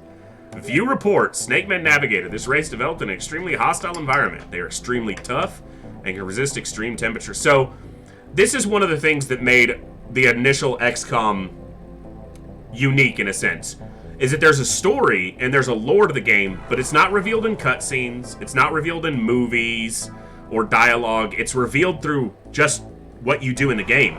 Researching gives you this background lore on these aliens and what they're capable of, and you gather this information over time of doing research and everything, and there's a ton of information here, but the way you gathered it was unique for the game at the time. That's why we grabbed the navigator for the hyperwave decoder. That's what we want. Hyperwave decoder. Because then we'll know when we're going up against Ethereals, and we can hopefully get psionics relatively soon, because I need to build a psi lab. Alright. Whew! Terror mission's gonna be coming up soon, that's what I'm feeling. Making us $6 million a month just making and selling laser cannons on the black market. Sounds sketchy, but... alright. Sounds like something a government-funded organization would do. Sell weapons to disreputable groups. There are no ships, like, come on. Where are all the bad guys? Okay, I want to make a lightning, but I don't have a hangar for it. Should we make our first hover tank plasma and cost ourselves a really expensive tank next time? That's what we're gonna do. There we go, hyperwave decoder. I should have read through the research. All right, XCOM does exactly. All right, we'll knock out the plasma rifle clip. And we will build our hyperwave decoder. So we're going to knock out this small laser system. Now, in original XCOM, there was a bug that meant that if you had multiple radar systems, they wouldn't work at the same time. It would just use the biggest of them. But openxcom fixes that to where each one has its own percentage chance of detecting a ship within its radius. So having multiple can be a use. Except once you have the hyperwave decoder, because it has a 100% detection chance. The problem is it costs 1.4 million, and I don't have that right now, which is why we're selling laser cannons to all the militaries of the world. I guess I can sell whatever I might have pulled off of that small mission, which wouldn't have been much, but some Snakemen corpses, I got some Cyber Disc corpses, and some plasma rifles, yep. Never sell heavy plasmas. Those things are just too valuable. Never sell Illyrium, ever. Too valuable. So, doesn't get us the 1.4 we need yet, but we'll have that pretty soon. I can actually see my funding here. That's one of the other few mods I turned on, is the ability to see my funding without going into the base. I can see it from this screen, so you can see it going up as we make stuff. How long until my hangar's ready? 1 day. And then they'll make the Firestorm, which is the ultimate fighter craft. It's the best interceptor craft. But it uses Illyrium for fuel. So, alright. Manufacture. I should have had them make like a tank in the meantime. God, I love this music. So much. Alright. Make it a firestorm. Takes 11 days. They're building a whole freaking UFO, essentially. Problem is that costs us a little bit of money, so now we gotta wait for our funds to go back up. Need 1.4 for the hyperwave decoder. There's the save game. Small. Alright. I can shoot this thing down, or I can try to wait till it lands. And then recover it, but I'm going to try to follow this till it lands, because it's going really slowly, which usually means it's going to land somewhere. So I'm just going to go into standoff distance, and we're going to hope this lands somewhere, and then I can recover the power source from it. But this risks me losing it if it takes off. See? It landed. Aha! We know what we're doing sometimes. We're going to send Sky Ranger 1, because this is going to be a night mission, no matter who I send. So we want to make sure they have electro flares. They do. And we're going to make sure everyone is properly inventoried. Probably kill the prox grenades. You don't need an extra. The first person on the ship's going to throw a smoke. Second person is going to throw a electro. And then everyone else is going to have one of each.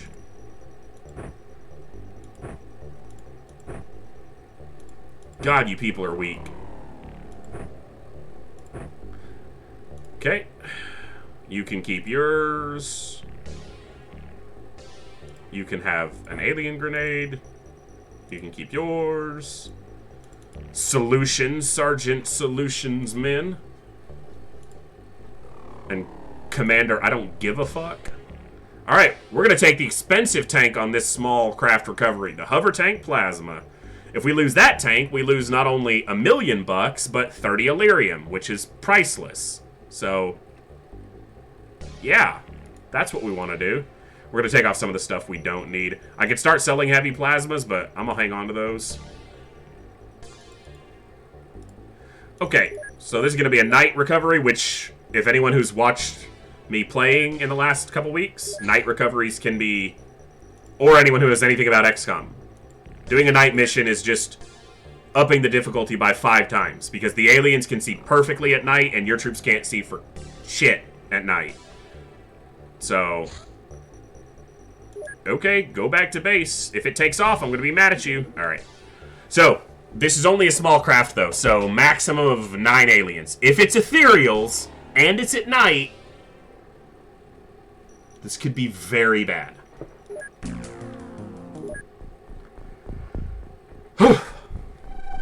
But it's all going to be fine.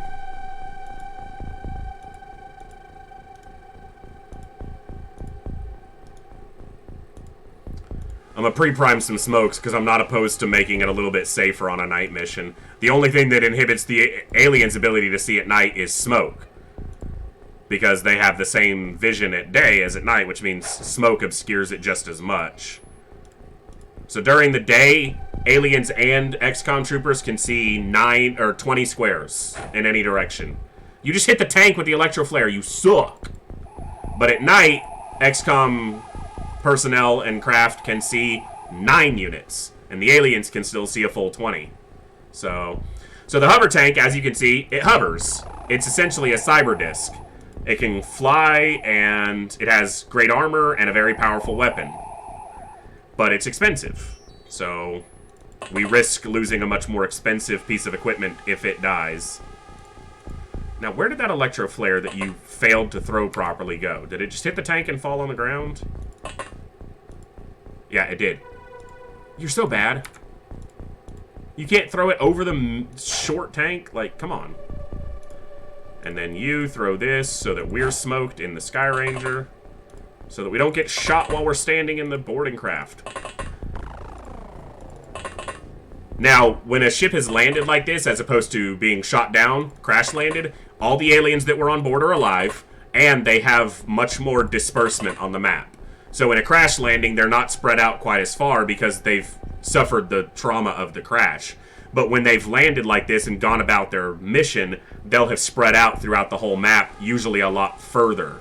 So the tank's going to try to give us some scouting, but vision is limited, so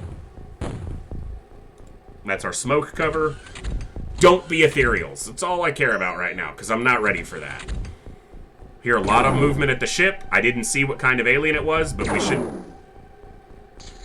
That feels like something that's flying, because that was high up in the air.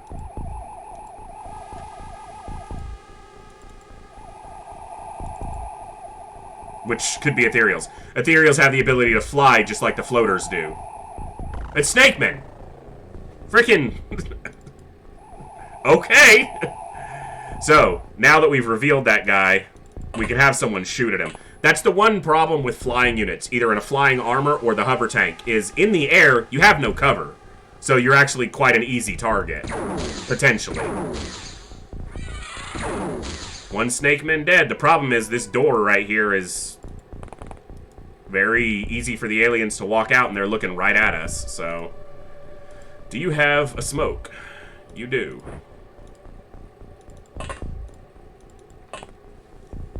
You're going to prime it.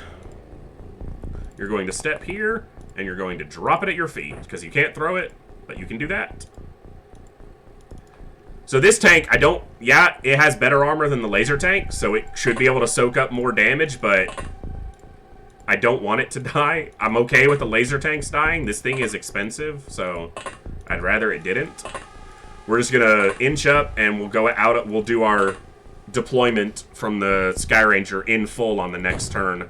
We know there's at least one more alien up on the other side of the scout because it shot at the tank. The scout being the alien ship is a large scout. And we hear movement inside those doors. The only doors on this map that can make that sound are the doors on the alien craft itself. So, okay, I brought electro flares. let's use them. Instead of being lazy, let's use what we brought. Even for the tank, we gotta cover ourselves. You don't have another flare, do you? Nope, that's fine. Look at the door.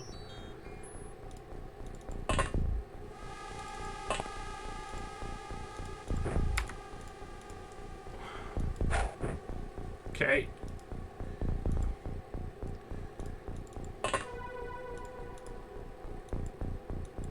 Not there. Thank you. Good throw. You have an electro? You do.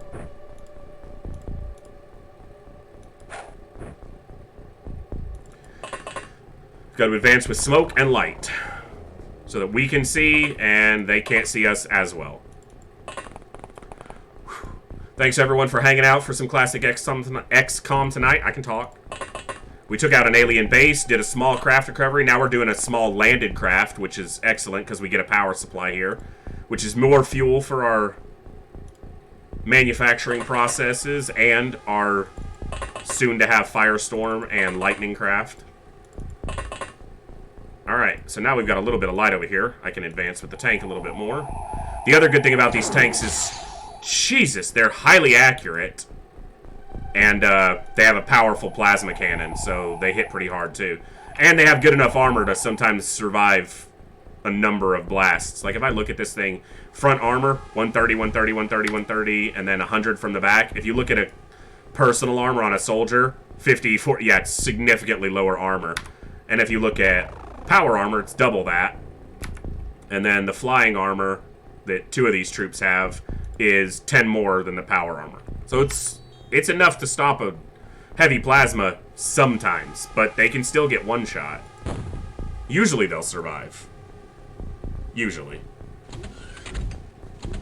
Someone's gonna walk out that door of that ship, and I'm not gonna like it. They could be standing there and I wouldn't see them. I'm just far enough away, actually.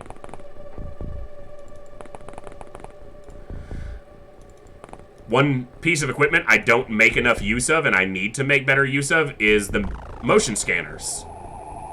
Because they can see, you know, where a troop can't. Through a door, for example, like into the alien ship. Alright, so let's see if the rookie can make an incredible shot. Oh my god! Second one's not as good, but, you know, he didn't know the first one hit. This is too far away. Don't shoot the tank. He almost killed it. I'm trying not to shoot with the tank because it'll take a return shot. So it's what's called the mutual surprise rule in XCOM. The instant two units discover each other, like I've seen this guy and he might not have seen me because he's facing this way, but if the tank shoots at him and he doesn't die, he'll turn and return fire. But someone that the alien can't see, he can't. He literally just shot the tank. Seriously, dude? That thing's expensive.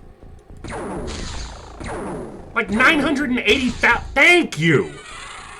That's why you use backline shooters. You just hope that they don't destroy your $1 million tank in the process. Like, come on, man. That costs significantly more than you. Like 20 times as much as your rookie self costs. Or your soldier self. They're training new guys up. I don't care.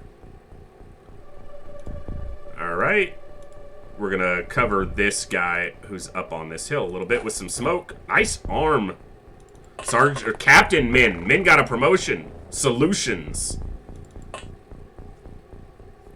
And if you step off the Sky Ranger with a soldier in a flying suit, they stay at that level. They don't drop down, which can be good, but in the air, they're actually a little more exposed, because smoke actually only extends on one level. It doesn't extend vertically. Limitation of the engine at the time. Explosions and smoke and light only go on the level of the field that they're on. They don't go vertically or well, vertically, yeah. They go horizontally. So they're actually not in any smoke cover up on this second level. And you can actually see that by the edge of the ship. The smoke goes up to the top of it, but doesn't go over it onto the second level, so.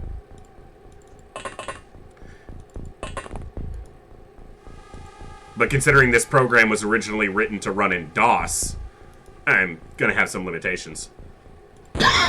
Excuse me. All right. Moving right along. Lots of hidden movement. Okay, so that guy's using a small launcher. Thank God it's not something bigger. I don't think they can carry blaster launchers, but that's just a gun that knocks us out. And he died for it, so screw him. And that soldier will wake up in a few turns. He already did his job. He made a good shot on an alien, so... Take a nap, rookie, you're fine. I don't want my tank to die, but I gotta... That's the other good thing about these. They have such good movement, you can really scout a lot of the map with them. You can see how much further he is than the soldiers, so...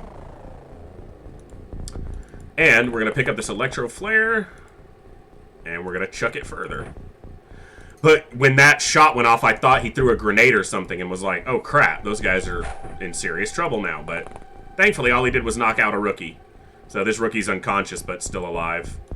And apparently these guys can see the door because they took a counter shot, so we're going to keep him there for now. Although, the alien got a shot off first, obviously, so if he had come out with a rifle, he might have, or a heavy plasma, he might have killed somebody before they shot back. They need to step up their game, is what I'm saying. Stop being lazy. I'm pretty sure it was Sergeant Min who dropped him, though, or Captain Min. Because, as usual, he had the solution. See, the problem is now, I've got a name for that sergeant. I've got a nickname and a little bit of stupid lore that I made up for him. And he's a captain now, not a sergeant. But he's going to die next. That's inevitably going to happen. Is the one soldier I've put any investment into will be the one to die. So...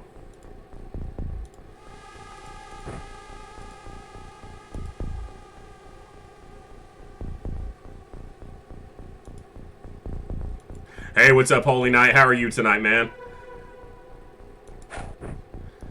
Yeah, we're moving along. We're making some progress. We took out that Snakeman base and didn't lose too much. Got a live navigator. So we made our hyperwave decoder. We're about to install that. Yeah, it's moving along. Hope you're having a good evening. Thanks for stopping in and hanging out for a while. Ah! Yeah, I'd go back inside too, scumbag. No! Yes! That guy said, I don't give a F if you shoot me. The armor protected him. Yeah, no wounds, no damage. Personal armor for the win for once. Alright, now DeWitt, you're gonna walk up, you're gonna open this door, and you're gonna shoot this guy. Yeah, that was a no, yes, no! That's a tough snake man. He took 2 heavy plasmas to the face. So reaction fire's not great, but the soldier's armor and his reactions kept him alive that turn, so... Now we're risking $1 million tanks instead of $500,000 tanks, because that's how we roll. We're rich now. And got a decent enough amount of Illyrium on stock that I need to make some plasma tanks for the other bases as well, while I still have the Illyrium. And I decided, like I said, hello, Snakemen? Hey, Solution. You gonna just drop this guy? He hit him, but he didn't kill him. You did not have the solution. You know what? I think the commander has this one. One aim shot. Just... That's why she's the commander. Actually, she's the commander because she's lived the longest. That's essentially what promoting an XCOM comes down to. You survived? Here's a promotion.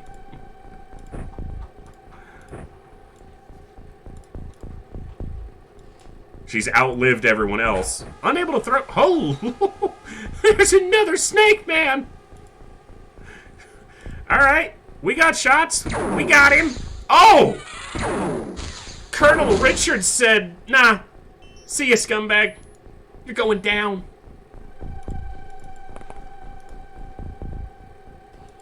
This is so dangerous, as we just saw with this guy standing looking at the door. Here, just use the landing gear as a little bit of cover. Solution's gonna get shot now.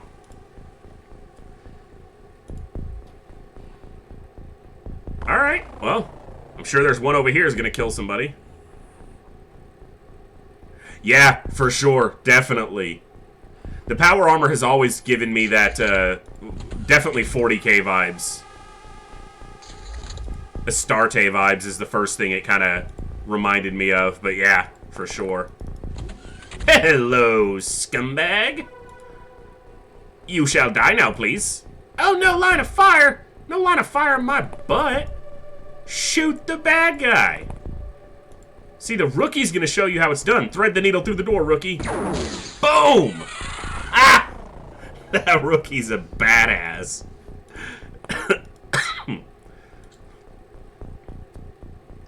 See, my troops have gotten high enough quality that I can kind of depend on their reaction fire now, so leave them by the door and just let them do their job, but... And the rookies, I'm weeding out for quality, so they're doing okay, too. Don't reveal anything you can't kill, please. I feel like we're down to what's in the ship, but every time I say that, there's an additional alien somewhere in the field, so... You have an electro? You do. Unable to throw here. It's because of the trees.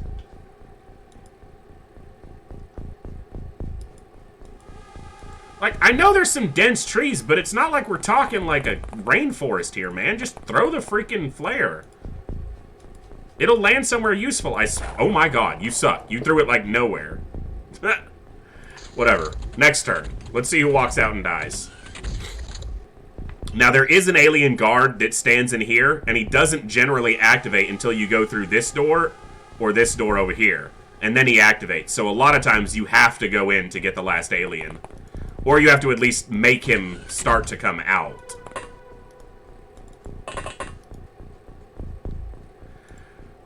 Alright, this is really risky, because if she misses, she probably dies to counterfire. And even if she lands it, she probably dies to the next thing that walks out that door.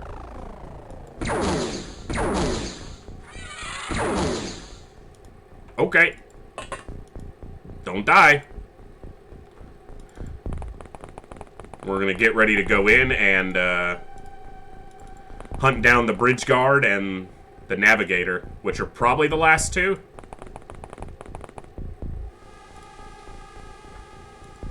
Now, they don't have enough time units to get up to the door and, like, open it and throw a grenade, so that's the only reason I'm bunching up at the door is because there's no alien in this front corridor, and even if they throw a grenade in here, this door closes over the end turn, so the only person that would get hit would be DeWitt. Which would suck, but better than 5 people getting hit. As Sergeant Horvath said in Saving Private Ryan, 1 man's a waste of ammo, 5 man's a juicy opportunity.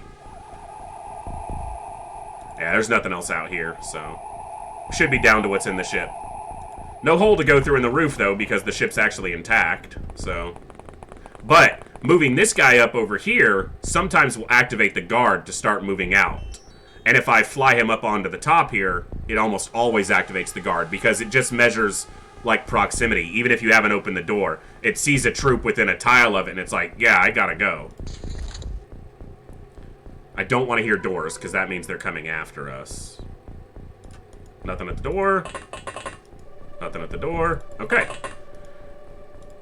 Alright, rookies, now is where your usefulness in this mission comes in. You're the first ones to go through the door. So, anyone who ever decides to play this game, these large scouts are the most common ship you see throughout most of the game. Walking through this door is almost guaranteed death. Because as soon as you step through to this square, the bridge guard that stands right here can see you, but you can't see him, and he will fire immediately. There's a there's like an antechamber here that you can walk through. So this, going through this door, activates the bridge guard, but he doesn't have a clean shot on you because there's a wall here. So you usually want to go through this way, even though it takes a little bit longer. Going this way is a death trap.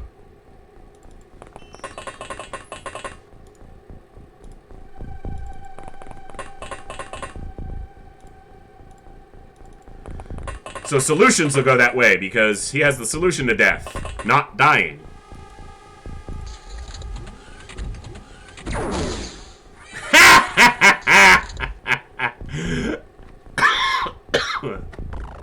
I love a good reaction fire. It makes me happy. So now, we're going to post them up, looking at this door, and we're going to hope that him going up here tells the bridge guard, hey, you have a troop near you. You need to go through the door.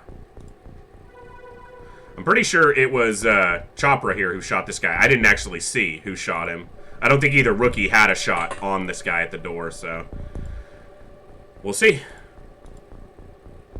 I think the bridge guard's still standing still. That's why there wasn't any movement on that turn.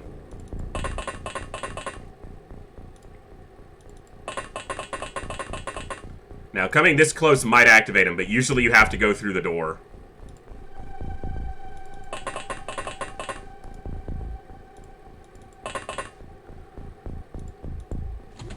Okay, so he's in the left side. He opened this door right here. So if this guy opens this door, he should see him. Bye. That's a good recovery. Simple ship with a, you know, the crew's heavily equipped, so they should be able to do that, but no tank loss, no casualties, all profit. That's what I'm talking about. That's money. Excellent.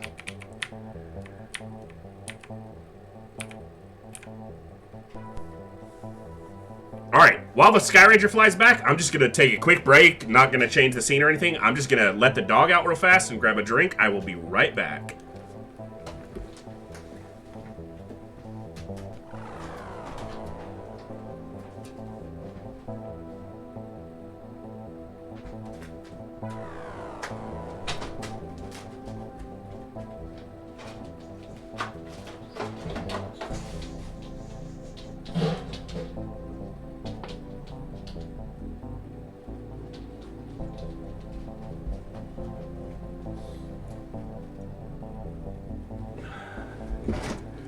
Oh.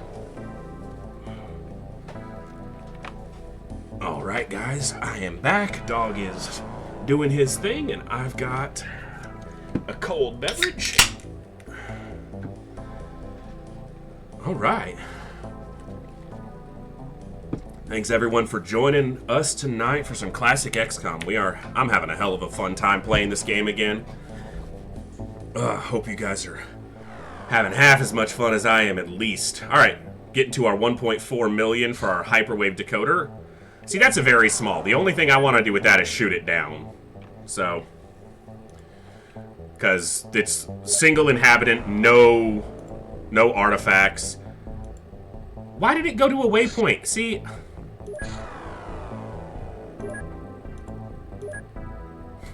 I'm so bad. But usually very smalls like that at the beginning of some sort of mission that the aliens want to do. Okay, we got our 1.4, so we go to Havoc Base. Build facilities, hyperwave decoder. And actually we can sell what we pulled off of that mission just now. Snakemen corpses. Got a lot of blaster launchers.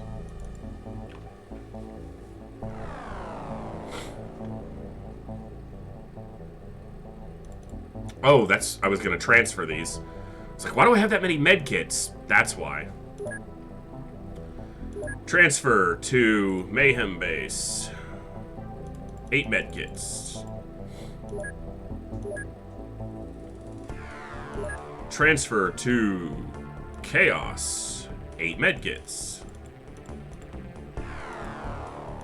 And that's it for now. Alright, 26 days for the hyperwave decoder. It's a long time, almost a month, but... Okay, medkits are distributed. We're building the Firestorm. Plasma rifle clip research is done.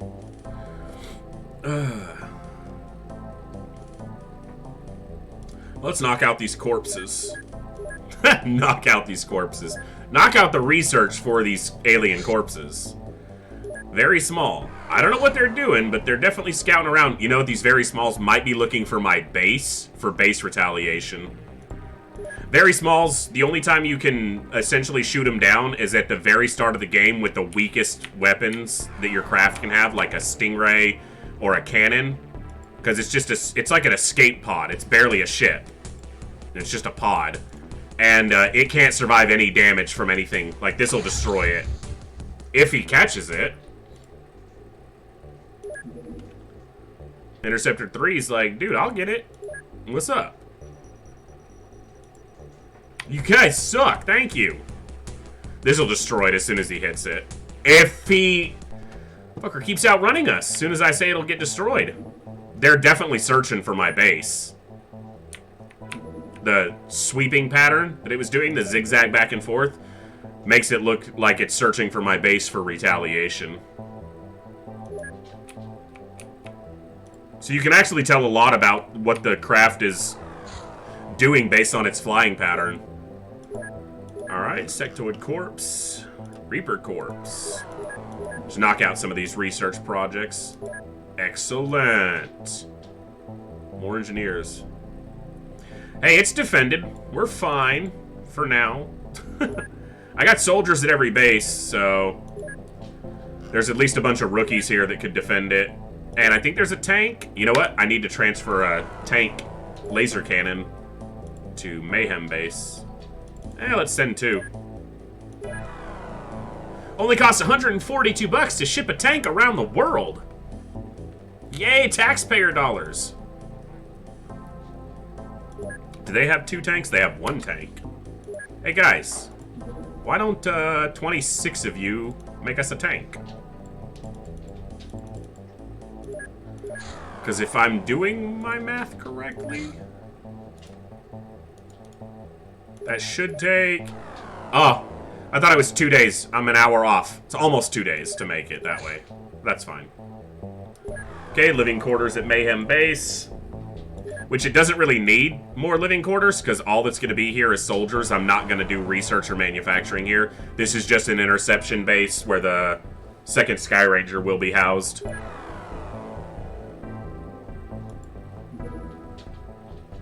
Now they have 2 tanks for defense. That does make me think that I should build some defenses. Plasma defenses aren't efficient as far as like money. Technically missile defenses are better in terms of just money because the maintenance is only 500,000 a month, or 5,000, excuse me, whereas the plasma defense is significantly more for moderately better protection, but not much. Small, very high. See, as soon as I have the hyperwave decoder, I'll be able to know what they're doing because it'll tell me what their mission is. Alien terror, looking for this, whatever.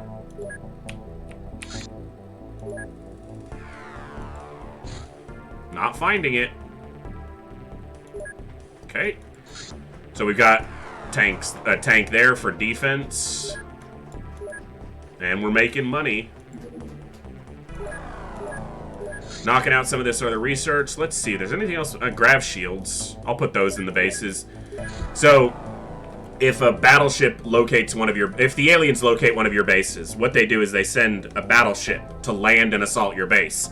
You can build 2 types of base defense. Well, 3 types, technically, of base defenses. A mine shield, once you get psionics, basically makes it much harder for them to find your base. A grav shield allows your defensive systems to fire multiple times, twice, and every defense system you get essentially fires 1 time at the battleship as it approaches. And it has a percentage chance to hit based on what type of defense it is, and a percentage damage, or a flat damage value that it'll do. So to destroy a battleship, you have to do something like 3,000 damage to it, and for an example, a missile defense does 500, so you would need 6 of them. And they only have a 60% chance to hit, so they don't... Yeah.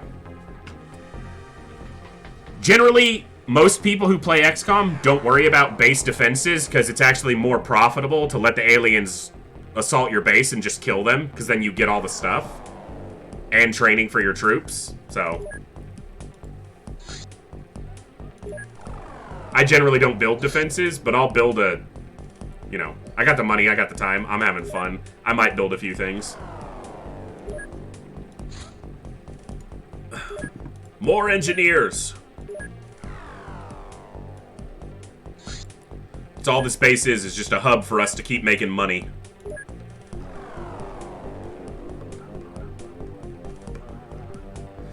I could just jam to this soundtrack. So damn good.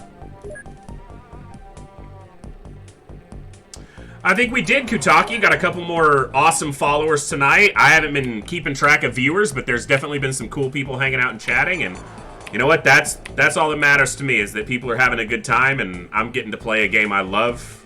So everything else is just a bonus. Now we got a firestorm. So now we need to make 2 plasma beams for it. Well, 1. You don't need to. So I'll only make 1. Fine. And I got a couple awesome people who've come back to watch, so... And that's the most important thing for me, is that I get some people who like it enough to come back and hang out again. That's the best part. Alright, what are we doing? Laser cannons. For money. I've pawned so many laser cannons out into the black market. Every military on Earth in my XCOM playthrough is arming their fighter jets with laser cannons. Ha ha ha! More money, you say? That's another 700 grand a month.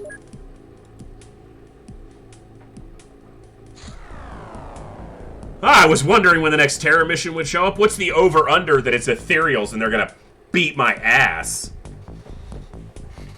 Which craft do we send? Skyranger 1 or Skyranger 2? It's gonna be in Siberia. Skyranger 1 will get there in the day, so I guess that's who goes. Because Skyranger 2 would get there at night, and I'm not gonna juggle the... God, I love this soundtrack. Have I said that tonight a couple times? So damn good. Oh. I love this game so much. Alright. Soldiers. One of these soldiers, yeah, didn't get even a shot off, so they're gonna... I've got a sergeant who's healthy again, so I'm just gonna swap them out 1 for 1. Dude, yeah, I'm looking forward to Terror in the Deep. I've been enjoying this so much, but as soon as we get a successful superhuman run here, or...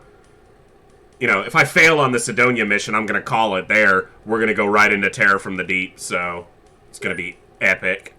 Alright, I don't care about capturing any... I can't say I don't capture... If there's sectoids or ethereals here, I want to capture a leader.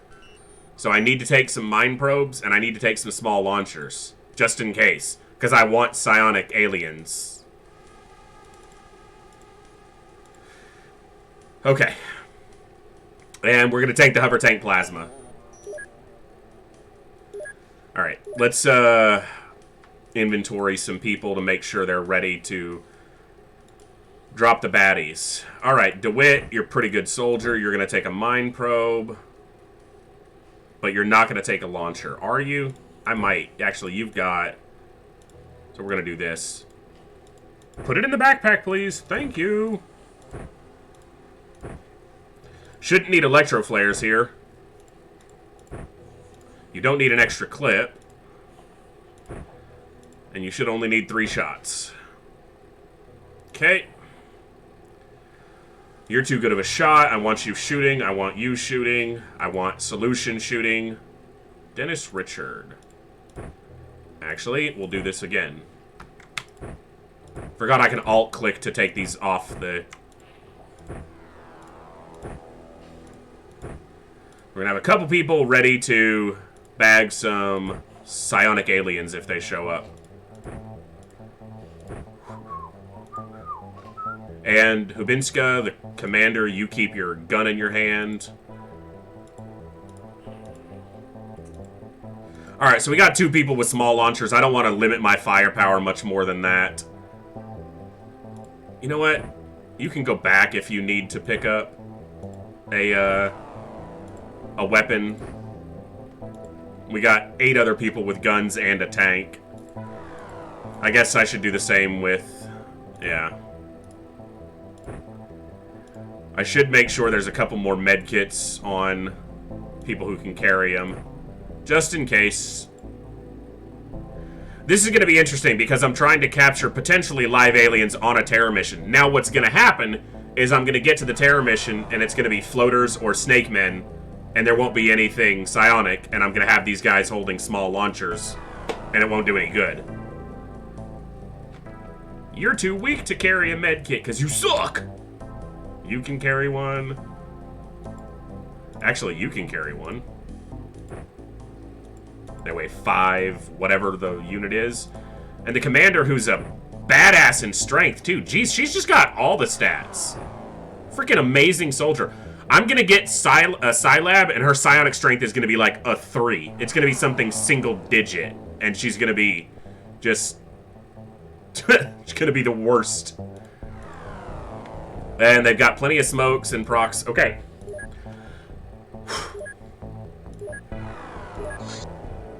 You better get there. Yeah, we're leaving at like dawn on our side, so we'll definitely get there in the day. I don't want it to be psionics, but I also do. Because I don't want to face it, but I need to capture. Like, I'm at that point where I've got to start capturing psionic aliens. So I'm looking for a sectoid leader or commander or ethereals of any kind. It's Snakemen! Of course, all it's been for like 3 months in the game is freaking Snakemen! That means Chryssalids, and now they don't just have me to turn into zombies, they have civilians to turn into zombies. So we're gonna have to fight like 50 aliens here. Like, no exaggeration, 50. Fuck. I was like, I'm prepared. I guess I can use the freaking small launchers to knock out a few aliens. You know, that might be useful. Alright, just drop this guy, please. Thank you. No! No! My tank is tougher than you, bitch. Can you shoot over the tank without killing it? No, you can't.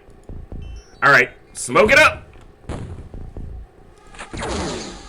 Now we're gonna hear a bunch of growling as civilians... Stop shooting my tank! As civilians get turned into chrysalids, or to zombies. Yeah, the tank has like 130 armor on the front. It should survive. Like that. That's a zombie. So that's one more zombie and one more chrysalid we have to deal with. And there's another one. That's why Snakemen terror missions are fucking horrifying. Because the amount of... Everyone they kill, I'm happy about. Because that's one less... So over that end turn, we gained 6 enemies. And that thing's running up to the tank. That's why the tank's still there, so it doesn't run up to a soldier. Fuck. Snakeman terror missions suck. Now, just imagine, you can get a Snakeman terror mission as your first terror mission. And if you get unlucky, you could be facing these things with conventional weapons, not even laser weapons. And these things survive heavy plasma shots. So imagine trying to take this thing out with a freaking rifle. Good luck.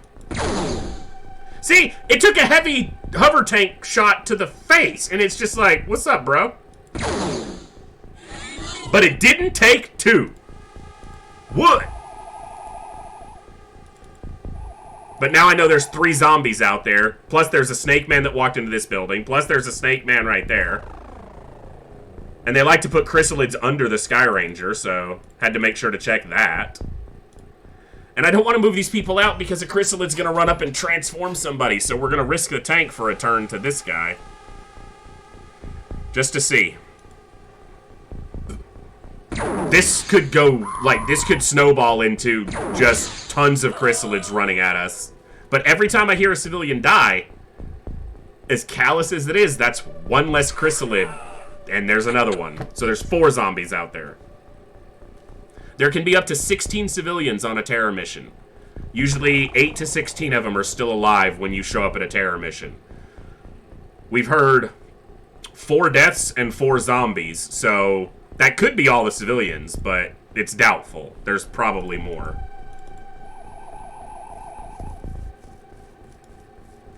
That's the hope, right? Okay, so we know there's one up here. So this is a narrow map, because this is the edge. Actually, it's not. Okay, I was wrong. There's another cell here. I thought this was the edge, but then obviously that spot shows that that's not true. I was like, I know there's a guy there. Is that I think he's holding a small launcher. Let's just drop him. I prefer to do this with a soldier, but Yeah, he just had a small launcher. What do you see, Tonk? I think that's a Chrysalid. Can't quite tell. And there's a Chrysalid. See, they hide it. Yeah, there's 2 Chrysalids. You can see the... If you look at where the cursor is highlighting, you can see its silhouette behind the tree. And then you can see this one standing behind the tree. This is where they like to hide. They wait behind a tree until a soldier walks up. But what I have to be really careful is that there's not one in here that's going to walk out this door as soon as I disembark from the Sky Ranger. And we know there's a Snakeman over here somewhere. And I don't care about civilians. So, I need 40 units to prime and throw this, and she has 39 available. Son of a bitch.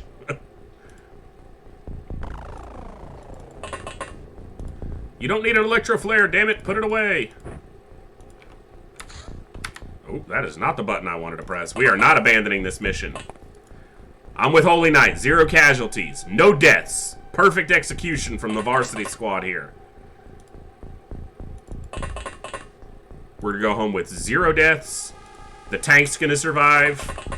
We're even going to have... There won't be any civilians left alive. There's just no chance of that. So I'm not even going to say that out loud. Alright, everybody get up to the front. Time to go.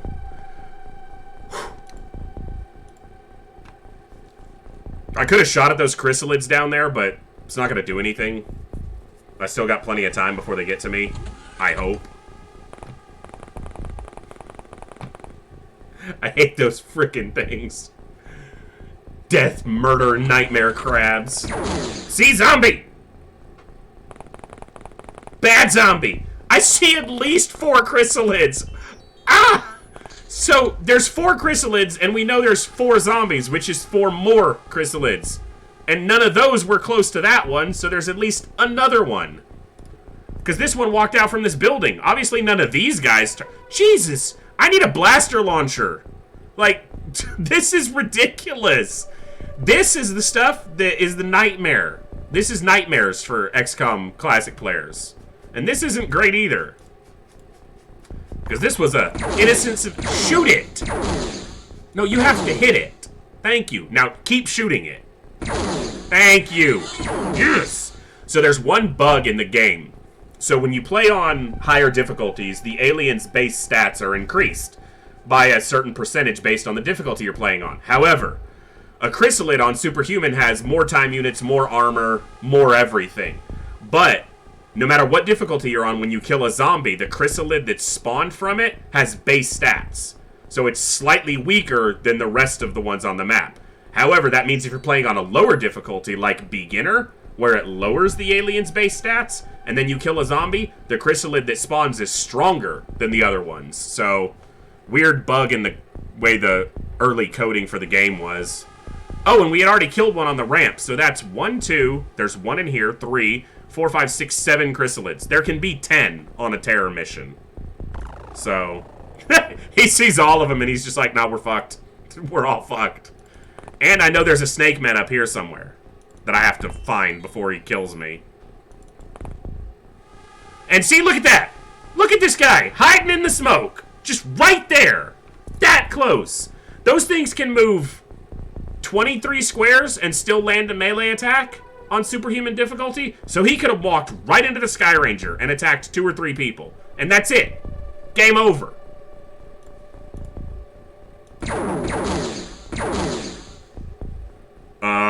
You're gonna want to kill that thing, bro. I mean, I've got plenty of people to shoot it. That's not the problem. It's just like, freaking do your job. There's the Snakeman. See? He couldn't see it. Alright, kill this. No, this. Alright, you're pissing me off, people. You're professional soldiers, damn it. What are you firing at? He's dead. A Chrysalid's gonna walk through that door and kill this guy. And I'm not gonna be upset about it. Because he pissed me off just now with that horrible shooting. Or what he calls shooting.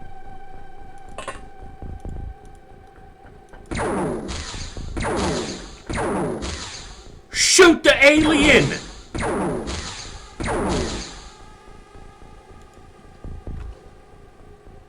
It's like they want to die. Oh, great. You have a small launcher. That's going to be useful.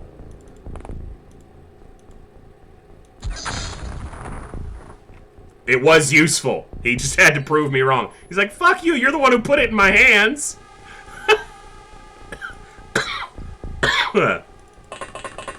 Alright. Don't shoot this guy in the back. Just shoot the Chryssalid. You people are going to give me an aneurysm. Alright. It's done. Solutions. Just tired of this. Yeah, see? Okay, please shoot it again. Oh my god. They're all going to get turned into freaking zombies. Commander? You want to solve this problem? Thank you. How many guys have to shoot at that thing? There's 4 more over here, ladies and germs. I was hoping to kill a couple of those this turn.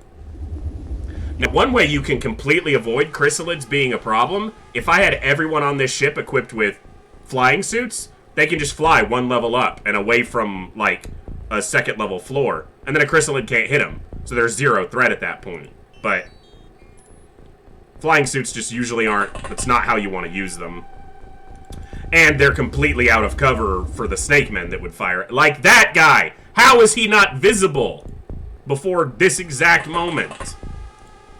That's the detriment to smoke. Oh my god, please.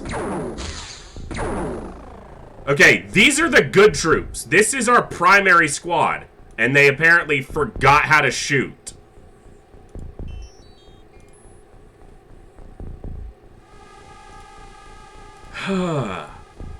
They're testing my patience right now. Okay, at least they knocked him out. Alright. Hover tank. I know you see all those Chrysalids. Do you see any Snakemen that I gotta deal with? Yep, there's a Snakeman right there. No line of fire. Just go in the air so those Chrysalids can't hurt you and shoot the Snakeman. Thank you. Good job, Tonk. That's what you're doing. Oh! You see 5. Ah, another Snakeman. Don't you shoot my Tonk. Wow, that did like half the health of the tank right there. Okay, he's just gonna get out of the line of fire. He still sees. Okay, 1. Now, this thing right here might be close enough to reach us. I don't think it is. I'm not gonna count that. That's 20-ish. It shouldn't be able to get to us. But a zombie came out of here, which means there's a Chrysalid in here that made that zombie. And it could come out, and none of these guys have any time units to shoot back. So we're going to face some zombification most likely on this turn, and it's going to be really crappy.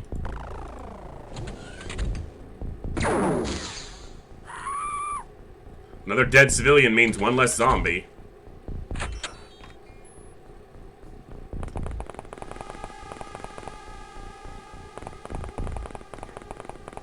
They're running away from me. That's fine by me. Especially with a nice long street to fire down at them. Wow, I am shocked that that end turn wasn't worse because of how bad we performed last turn. There's got to be a Chrysalid in here. Ugh, I don't want to go find it. I'll use the tank and the flying armors to find it.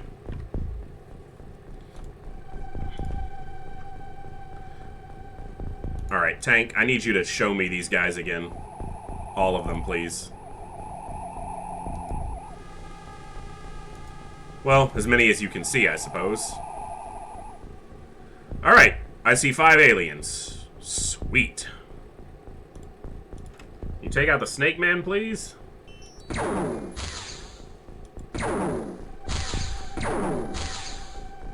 Ugh. Lucky that didn't destroy the tank. Very lucky, in fact. Alright, Commander. Why don't you go up all the way, and you can see that Snakeman, can't you? Oh, no, you can see... That might be a I can't tell what that is.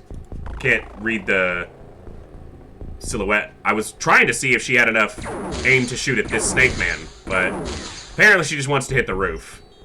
Alright, well, whatever this is, shoot it. It's a snake man. Okay, there's a civilian dead on the roof. Like, what? Oh, I guess there's a stairway up here. That's you don't see that often.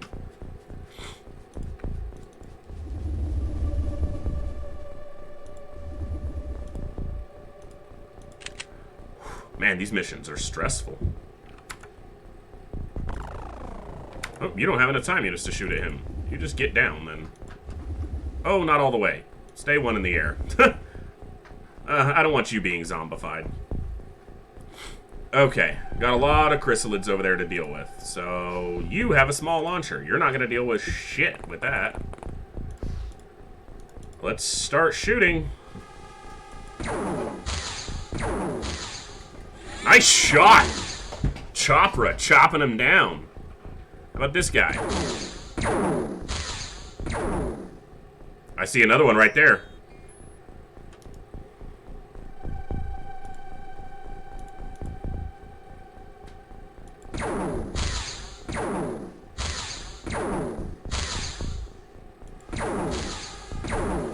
Hit the vegetation at his feet. Oh, come on, man. Like, they did really good shooting on the base assault, and then they decided they didn't know how to shoot anymore. Like, none of that's even close, bro. Thank you. She did some great shooting on the base assault. It's like, continue that trend, please.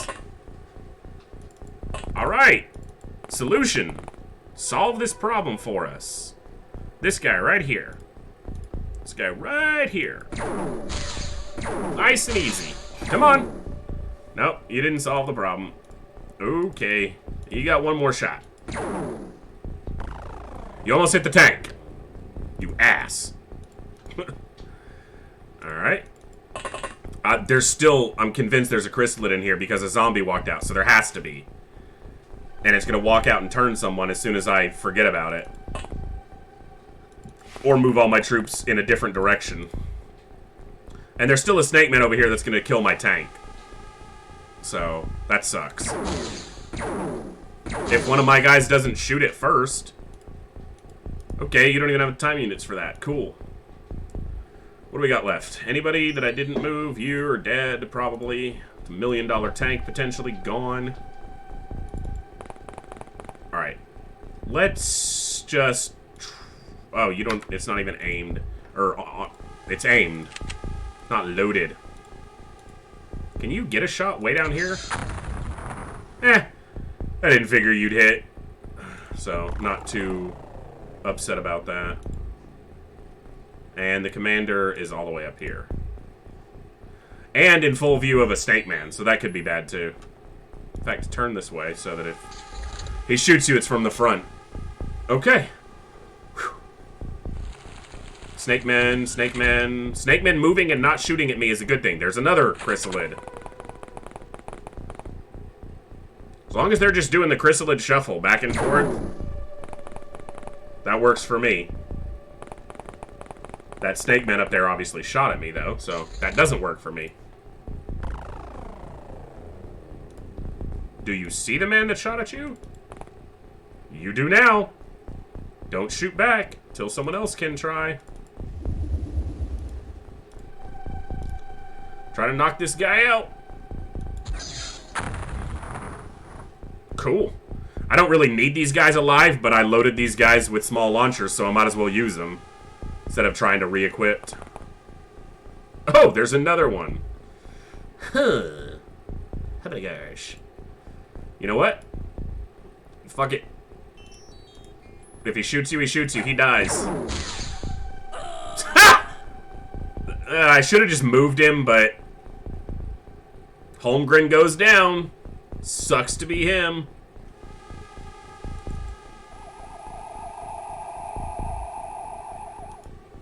There's a Chryssalid up here. I'm surprised there's a dead civilian and not a zombie there. Guess the Snakemen got to it before the Chryssalid could dine on that poor civilian. Alright, Chopra. Chop them down.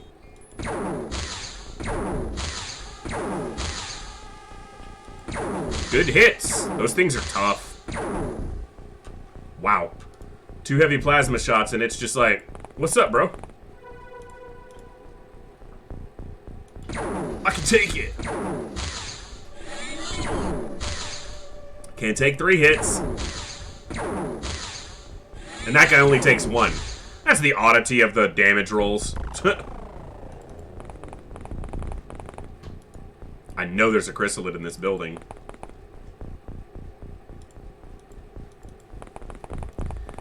Well, it wasn't a 0 casualty run. Squatty Holmgren got killed throwing a grenade. This alien's dead because he's standing on a primed alien grenade, but not a 0 casualty run. But any terror mission, people are usually going to die, so not too bummed about that. You see anything, Commander? Guess not. Shit, alright.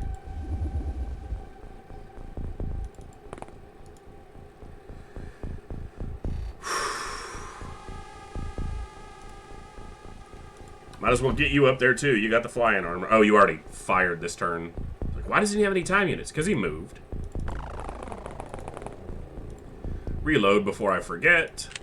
I guess I could try to capture a live Chryssalid just because I've got the small launchers and I'm here. That's going to be a secondary concern to killing them, though. I guess I can't see any more right now. There's one over here because it walked out this door. But well, having some time units reserved isn't a terrible thing right now.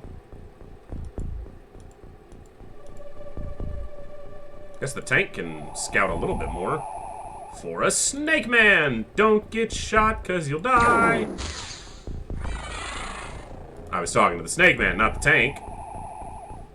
What do you see, Tonk?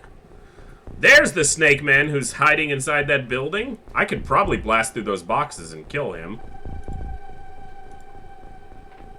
But instead, I'm gonna be smart. Walk over here.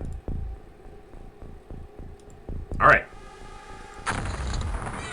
Fuck you! You shot a squatty. Haha, you're going berserk because you're weak morale. I knew there was a Chryssalid in there. There's a zombie. Oh yeah, there's 3 more zombies because we know 3 or 4 got made and we've only killed 1 zombie. So there's at least 3 more to deal with, and we saw 1 up here, but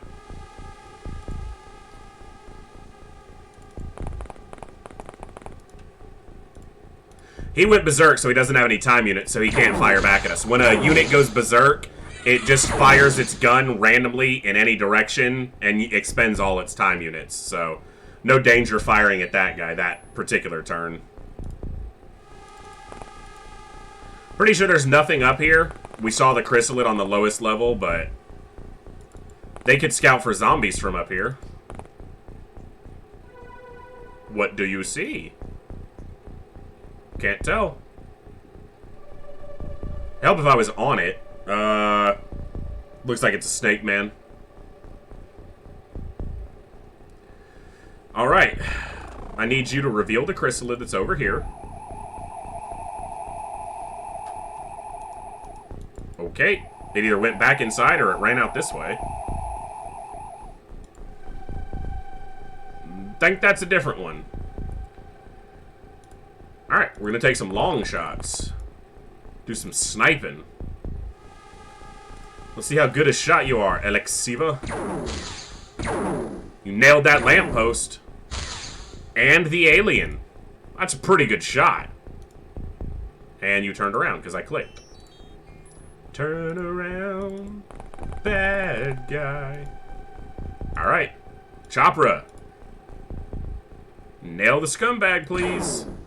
That looks like a good shot. Hell yeah! And he just hit something else that's in the street there. And if it was a civilian, it's dead. But there's something standing right there. Because he nailed whatever it was. It's a zombie. Ah!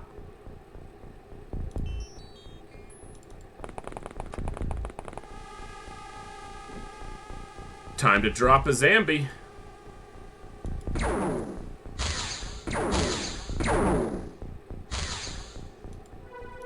Not enough time units. Not enough time units for that either, because you suck. You don't suck. You're actually a really good troop. What's his firing accuracy? It's not even that good. He's just fairly consistent shot. Can't capture a zombie live, so no point firing a small launcher at that thing.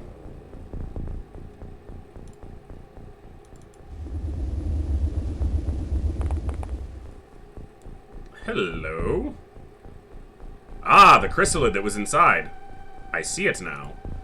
I didn't reload him last turn. He's in no danger from it, so he can reload and move up. And then Commander is gonna walk over here and blast this zombie. No, the zombie. No. Thank you. You gotta kill it, though. Now you gotta kill the Chrysalid. Same spot. One more. That's why they're the commander. That has nothing to do with why they're the commander, but I'm gonna say it does. Pretty good mission so far for freaking Chrysalid or Snakemen terror mission. Okay, that guy's relatively close. She can't shoot if she goes there, so... Well, she's just gonna wait. Snakeman soldier has panicked because he's a wuss. Ah! Oh, they're all... The leader has panicked. That's when you know you're doing well. So essentially the morale works on a scale of how many losses you've inflicted to the aliens versus how many they've inflicted to you. If they're not killing any of your troops and you're bagging them, their morale starts to suffer quite a lot. Alright, we're gonna try, but normally these things take more than one small launcher shot, especially if you miss. I wouldn't mind catching one live, just to... I probably already have had one live just from the fact that they're resilient and don't just flat die.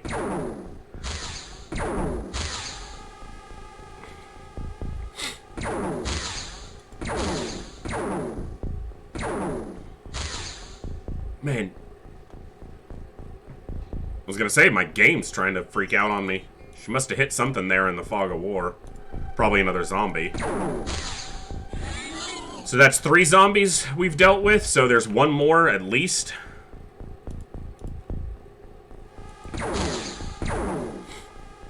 I'd like to capture one of these live, but I'm not going to go out of my way for it. It doesn't do you any good except for getting the research for it done, which is, it's not essential research. Alright. Hover Tonk, go reveal. You revealed another Chrysalid. That's what I hit. And another Snakeman. It probably panicked and used all its time units. Why don't you shoot it anyway? Just... Okay. I don't know why I try. Hover tank plasmas are extremely accurate. My ass. Alright. Kill that guy. That's the kind of shooting we like around here, boys. Alright. Okay, there's a Chrysalid over here. I need to reveal it before I walk this soldier up. There's a Snakeman. Oh, that's right. We knocked this guy unconscious earlier.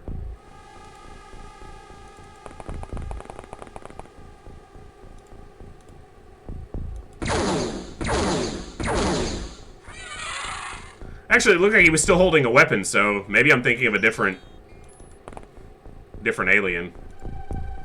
Yeah, there's something in that fog of war. I think it's a Snake Man, but... Hello, Chrysalid. And Snake Man, who's dead. Dead. No. You're such a disappointment to your parents, Friedrich Stanstrad.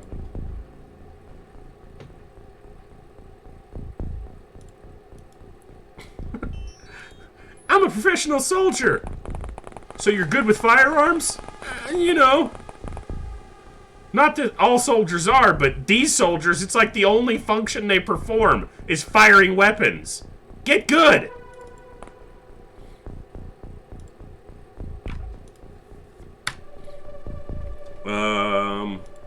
Okay, we already fired with them. I was gonna say, we'll try to fire a small, or a stun bomb at this guy, but we're just gonna have the commander kill him. And not the tank, not even close to the tank. Please shoot the alien.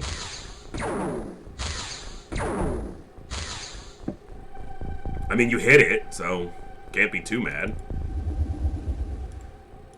I think that's pretty much everybody's done their moving. And shooting. I guess you've still got movement. Alright, let's try it. It hit it. Usually those things are pretty resistant to being stunned, so not enough time units. You suck! That thing might be close enough to reach this rookie or this guy. That'd suck if it was the captain. Hey, dropped his gun. No, don't run towards my troops. Alright, we're gonna try to capture this thing alive, since we got one more shot at it. We hit it once, so there's essentially a stun meter like a health bar, and if we fill it up, we'll knock it out, so there's a chance. Yep, we didn't do it. I mean, we could try again, but I'm kind of inclined to just shoot the bastard, so...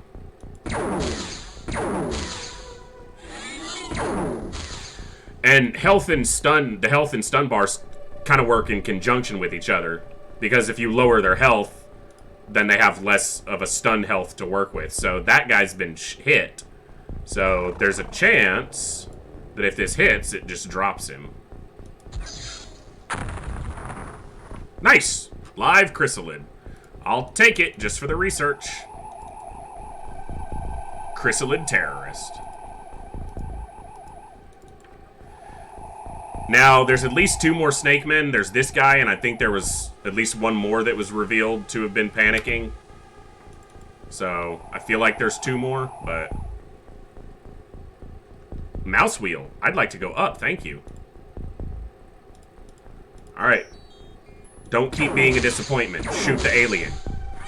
It's like you even have the high ground, man. This is easy.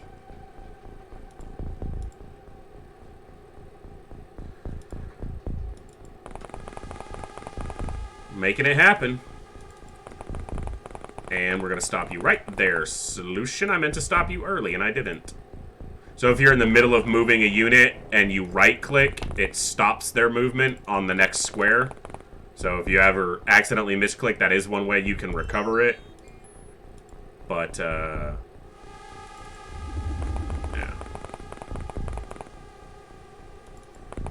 Alright, not too many left. I think 1 or 2. Leader. It looks like the leader's the last one, because that was the only notification we got, and the end turn rolled over really fast. I feel like maybe he's over here, but who knows. Yep, there he is.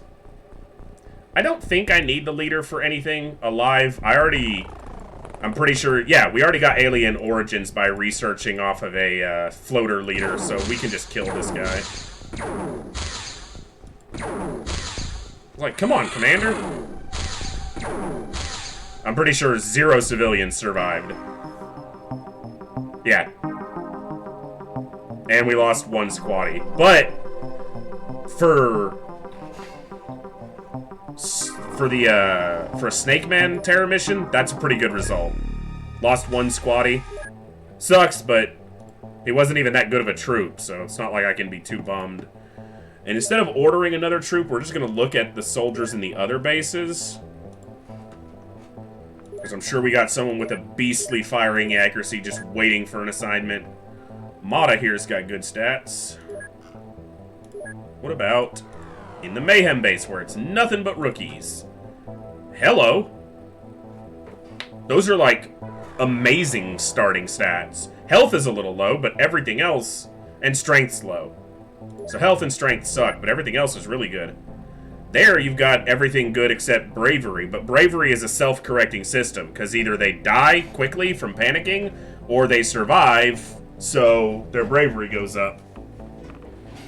Just fix my chair here, sorry. Alright. Really? You just gotta just mess with me here. Alright. Caldera.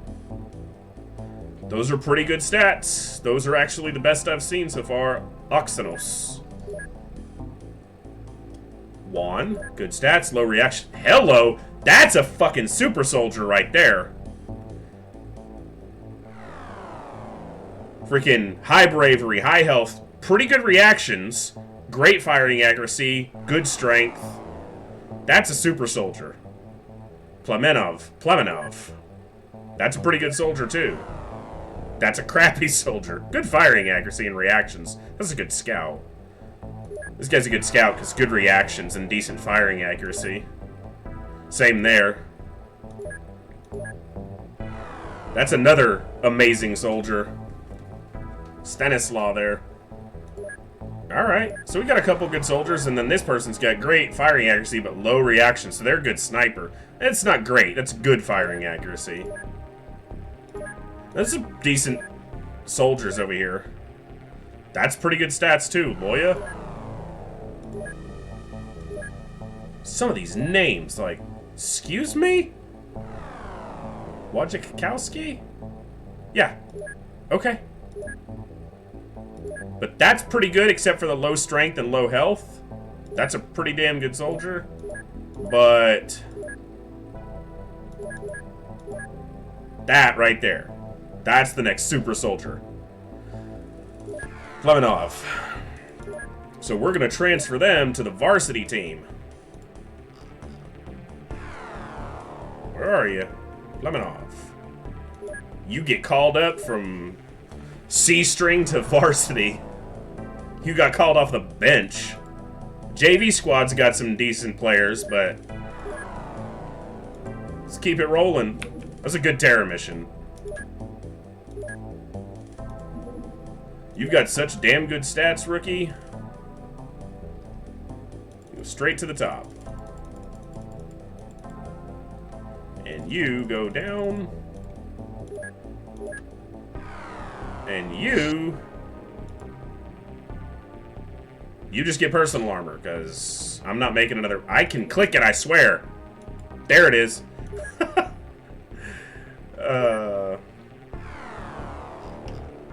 Alright, let's sell any extra stuff from that mission. 13 Chryssalid corpses. I guess that makes sense. We killed 9 and there were 4 zombies that then turned into Chrysalids. See, the weapons I get... Alright, Mayhem. I'll catch you later, buddy. The weapons I get selling on the black market, but who's buying the alien corpses and what for?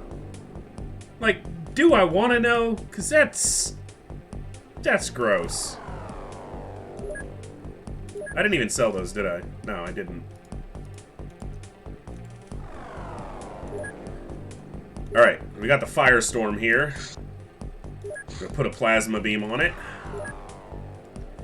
That thing will be... We'll pretty much only send that out in the event that we have a terror ship that we want to take down that an interceptor can't catch up to for some reason, or a battleship. And even a Firestorm has a pretty good chance of being destroyed by a battleship, so... I love this soundtrack. I will say that a lot. Sorry. And as soon as this is done, we're going to transfer the Sky Ranger here, and we're going to put the Lightning here. They should actually have the stuff required to make the Lightning there, too.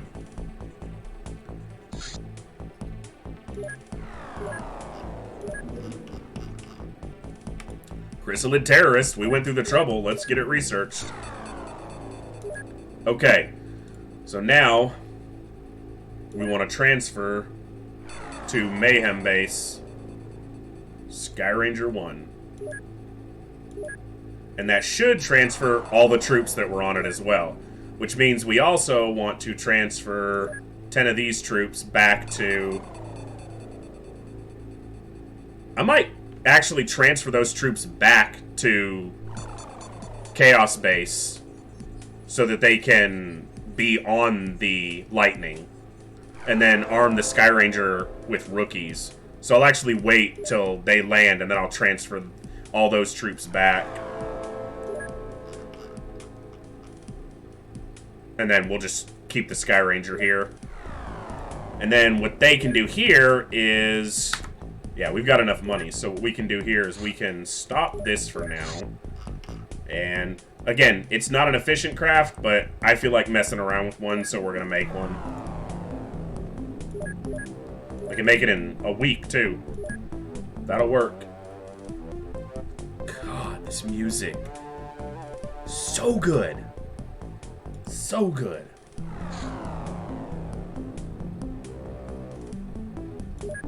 Okay. So, all these soldiers, everyone that's not a rookie, essentially, we're going to equip the craft.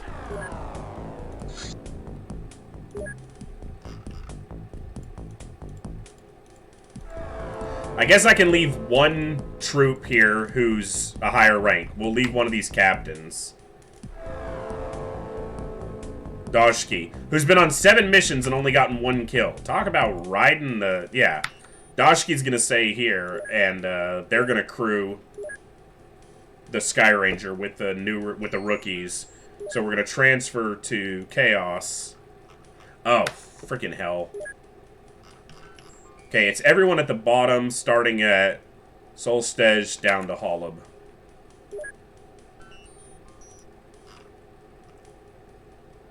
Are they in the same order? They are. Good. Dashki stays. So they're going back because they're going to crew the Lightning. They're going to be the initial seeding crew for the Lightning. And then the Sky Ranger here is going to get a captain. We're not going to keep him at the front, but we're going to see who's actually worth putting on the ship. Dahan goes on. Good stats. Not bad stats. You can go on. Low bravery, but you're going on. Oxenus we know has good stats because we looked at some of these people before. Good reactions. You'll make a decent scout. I mean, overall, these troops have pretty good stats. Actually, we need 2 less. The captain goes on. Alright, so who's got the lowest stats of these? 60, right there. You're coming off. Oh, wait, there's already an Okay, so we do need 4 more. There's already an HWP on there. I'm dumb. It's because it came with the same thing on it already. That's some great stats right there, man. Excellent troops here. I'm all about it. And I think the Sky Ranger came with everything that was on it already, so... We've got too many tank laser cannons here. I need to transfer some of those back. Yeah, it came with everything that was on it already. That's fine. We need good stuff everywhere.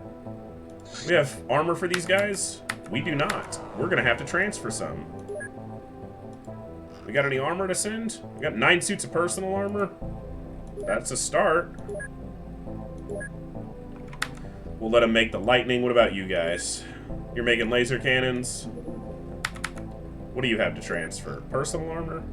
I just need 1 suit of personal armor. That'll do it. Cool.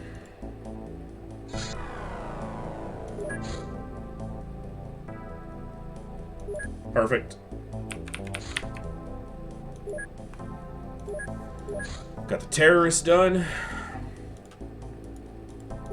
See, I could do the ultimate craft and rush towards the end, but I want to find a psionic alien and get some Scilab stuff put up. Hyperwave decoder's done soon. Gruesome stuff if you read through it all. It's pretty cool lore.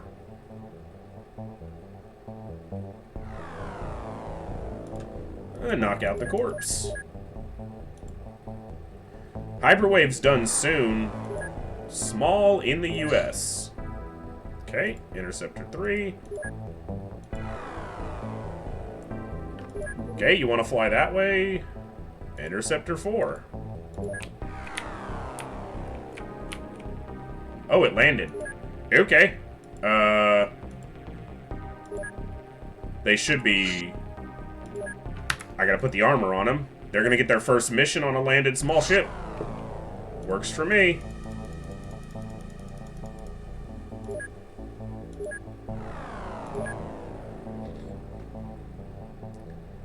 Carry a smoke, damn it. And an electro just in case. Okay, like, put these in the right place. Electro, smoke. Jesus, you people are weak. You actually have the ability to carry a decent amount of stuff. Don't need this. Don't need this. That'll work.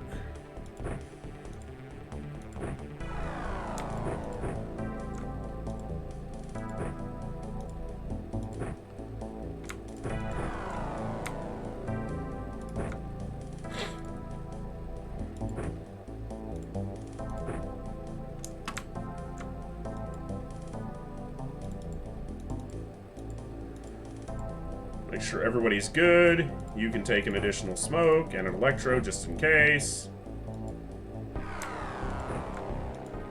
Okay.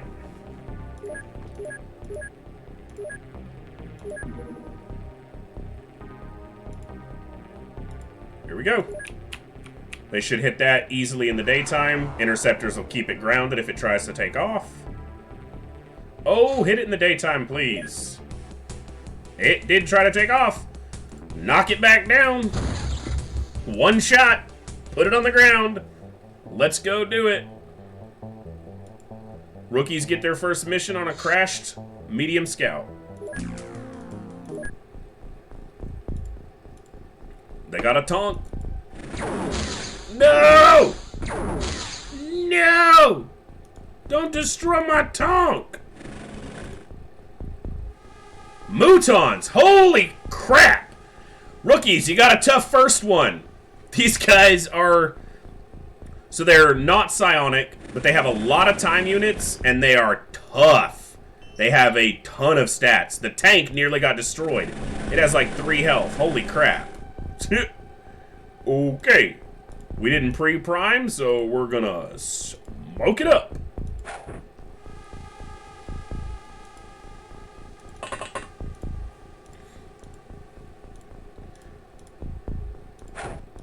That means Ethereals are definitely coming soon if they're not here already, so... These rookies get a hell of a first mission. Thankfully, they're armed with heavy plasmas. Laser rifles would be very... One of these Mutons can take like 3 shots from a heavy plasma to go down, even if it's doing damage. Some aliens survive just because of bad damage rolls. These guys have a ton of health and high armor, so they can just survive. And they can blend in really easily to some of these maps. So they can be hard to see as well. Hopefully the tank survives because it's smoked now. I mean, if it dies, it dies. I have 4 at that base, but I'd rather it didn't. And I'm still going to use it to scout these guys out. Okay, it sees both that it saw before, so now we can try to start shooting at these guys. That thing is going to be able to return fire. Unless we kill it! Fuck yes, rookie. You want to take 2 out? Your first turn? Nope. That's alright. I mean, that's a hell of a performance. First alien you face is a Muton, whatever you want to call it, and dropped it straight off. I'm going to go with Muton, because that sounds correct to me. See? They're tough. Heavy plasma fire, and they just... 2 shots that guy took. He didn't care. He said, whatever. Oh my god, and he sees another one? Ah! This sucks!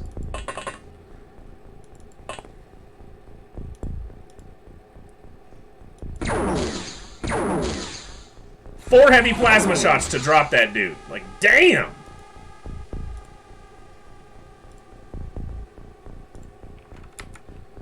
Well, you can't prime and throw that, so you might as well try shooting at this alien.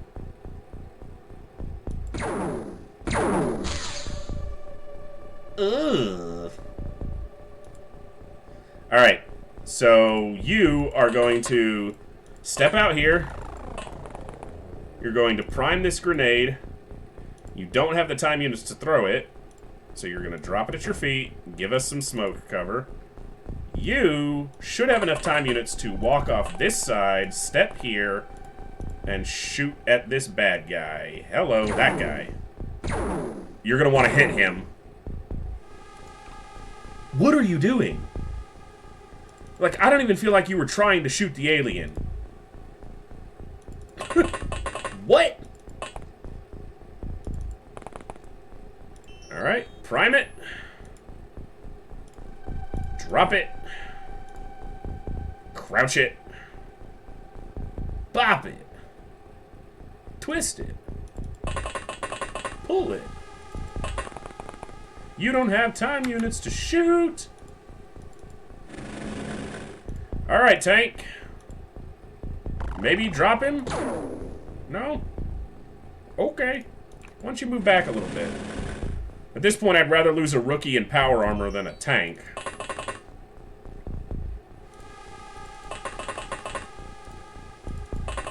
Alright, see if we get enough smoke cover that it doesn't shoot right back at us. It's possible. Means we're gonna have to move up to reveal it, but it not shooting at us is a good thing. There he is. Drop him.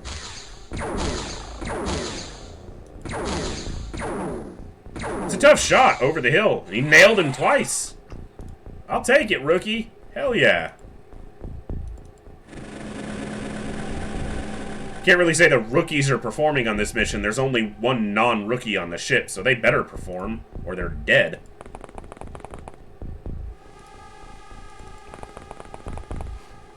Right. You have a smoke. And you can throw it out here.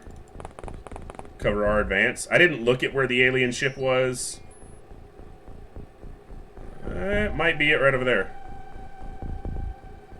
It's only a medium scout, so it's a pretty small ship.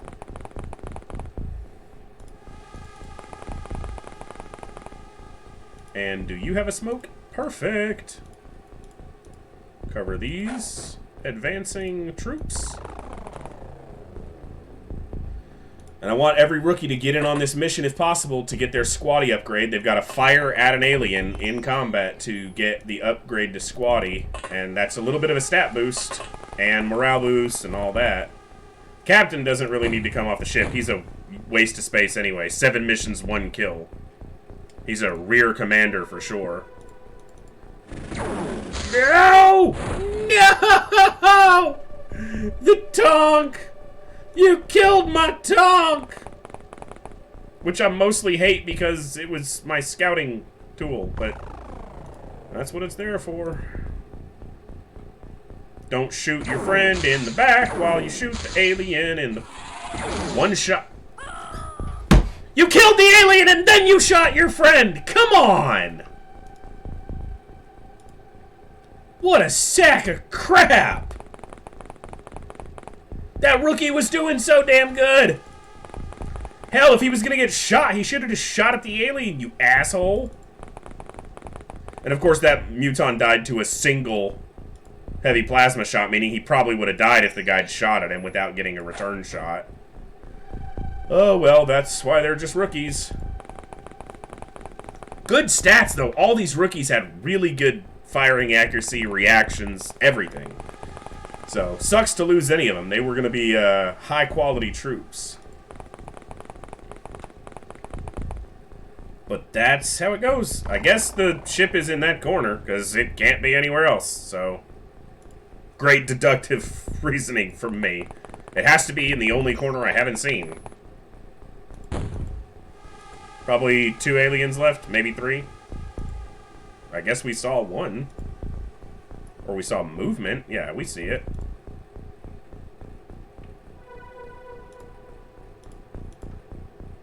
Can't shoot him because of the hill? Yeah. Hey, don't kill a friendly unit this time.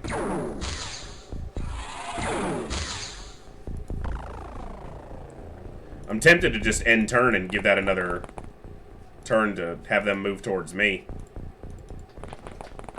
If they do. Mutons tend to be aggressive, so they tend to search for you. Whereas some of the other alien species, whether this is true or just a perception from players like me, they seem to be more passive and not search you out as aggressively as the mutons, which is part of how they're like described to be hyper aggressive. So it may just be a perception by players because that lore is written about them that we think, oh, they're super aggressive, so they'll come search you out. But it certainly feels like they do. Like to get a little more smoke cover. Smoke grenades are cheap, way cheaper than soldiers and tanks, so I'll use smokes all damn day. Well, it's definitely down to 1 or 2 in that corner. I'm guessing 1.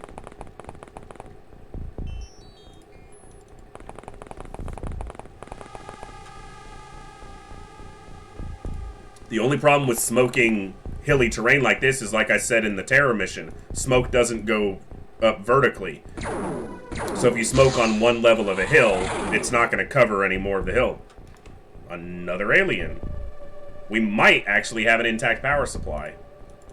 I think there's a 25% chance that the power supply survives on a crash landing on a medium scout, but I may be making that number up. I remember reading about it recently, but he's right near the ship. It looks intact.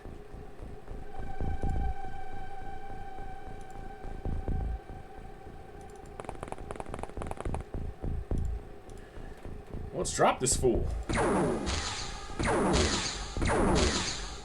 No! No! No! I think he just took a shot to the head and survived. Go personal armor. Holy cow.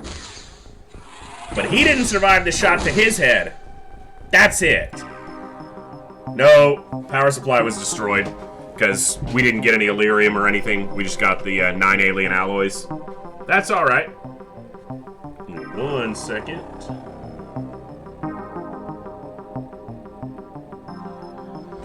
Alrighty. Ah, they were a good one too. They were one of the better statted rookies, but what are you gonna do? Rookies die. It's part of XCOM. Alright. Muton corpses. Sell them off. Keep the plasma rifles for now. We might actually use those on this ship as kind of like a budget measure. 3 tank laser cannons. 1's gonna go back on the ship. 2 here for base defense. That works for me. Let's grab the next soldier down the line. Yep, your stats work. You're going on. I need more personal armor though. Okay, I had 1 additional suit because I had 1 power suit on the captain. I should put a manufacturing station here just so they can manufacture their own stuff, but I've got so many engineers elsewhere. Let's just do this.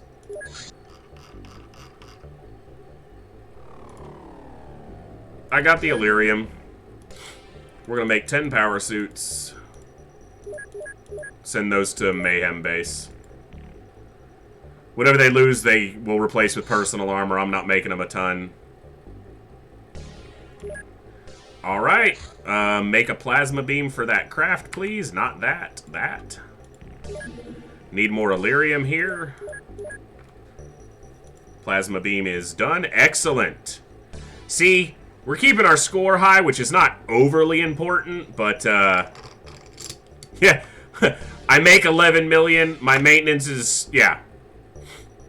My maintenance costs are high. I make my income through manufacturing at this point, so it's a good thing, too. Because maintenance on 3 bases is expensive. Snakemen soldier, sure. Let's knock that out. Plasma beam, allocate manufacturer. Let's check. Chaos base has tank laser cannons? 2. Okay. I just want those in base for defensive purposes. I'm expecting retaliation sometime soon. These ships are not efficient, but I like them. I've looked for an excuse to use them for a long time, and now I've got one.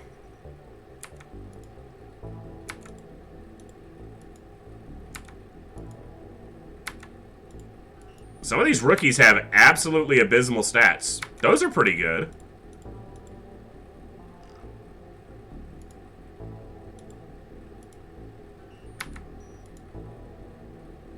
Your reactions are better. I'll keep you. We're going to take you off for mana. Because they can't hold a tank because the door to leave the lightning is only one space wide. But, they need heavy plasma clips. Yeah.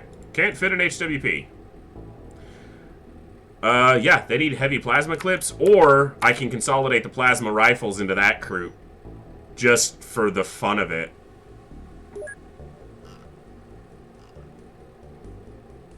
Yeah, I got plasma rifles here. I need to use them.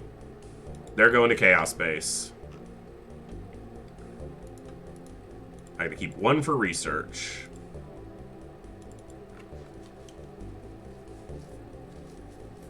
I mean, I obviously have the heavy plasmas, but I'll use the plasma rifles first, and...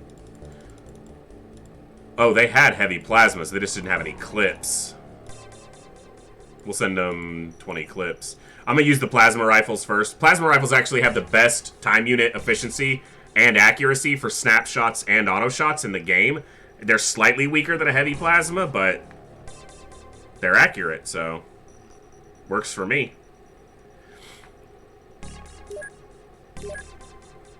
And on the lightning, we need smoke grenades. We have medikits. Take the plasma rifle and a clip. Take the small launchers, because we might have them look for some live aliens. They may be the ones to respond to like a sectoid ship that has live aliens. Might as well take some prox grenades. I gotta remember there's 12 troops on here too. Normally I'm arming 10 soldiers for a Sky Ranger with an HWP, so... These guys should mostly be armored, but... We got some power suits. I guess some people are getting some power suits. I know Legrand's a sergeant. I know King's a sergeant. Godrin's a higher rank troop. I don't know what rank. It's going to be our slightly more elite response team. Good armor, light weapons. They need smoke grenades. Oh no, we're out of money. Whatever will we do? Geez, I'm really out of money. 159 bucks. That's low. That is low.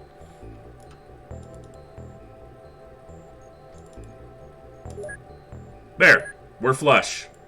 Sold some power supplies. Small, very low.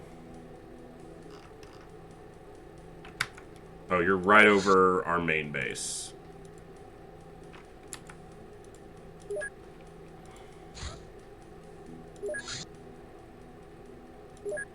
Excuse me? I guess it took off because that was way within radar. Oh, I sent the wrong ship. Yeah, I did not intercept from the correct ship. Or from the correct base. Or I did. It's late. I'm not thinking straight. I could try to just follow this. It's gonna land most likely. Otherwise, it's just going to blow up the power supply. See if it lands. What's your fuel at? Okay. Get to hear more of the Interceptor theme, too. Land, you bastard!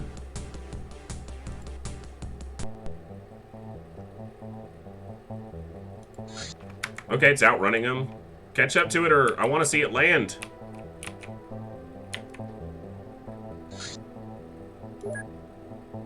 it is. It landed.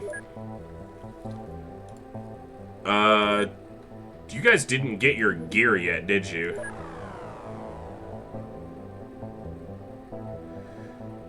They don't really have enough weapons, so I guess I'm not sending them. Well, it's close to the main base, so I guess we just send the primary Sky Ranger.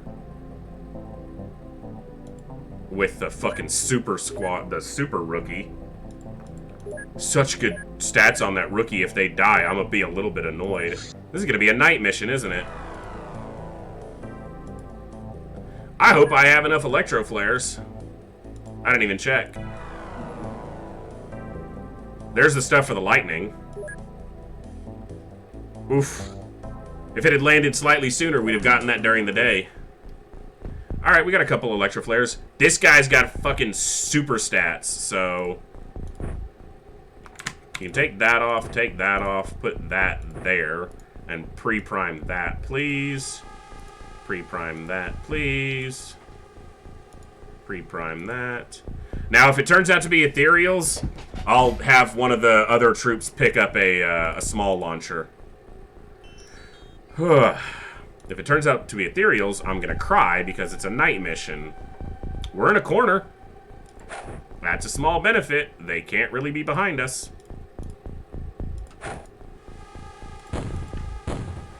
Smoke first, ask questions later. The over-under is that it's Snakemen, though, because that's like all we faced. Well, I guess the last craft was Mutons, the last thing we faced, so I can't say everything we faced, but it was nothing but Snakemen for months.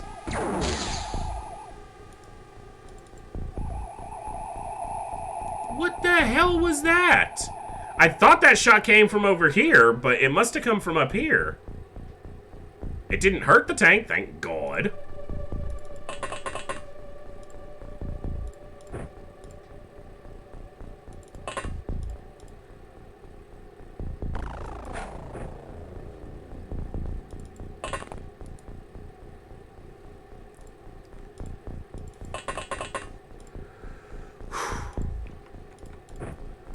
She's gonna get vision on something we don't want to see. That's what's gonna happen here.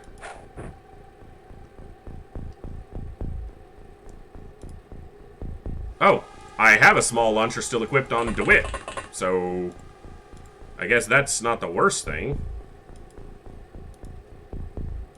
Unable to throw here, my butt.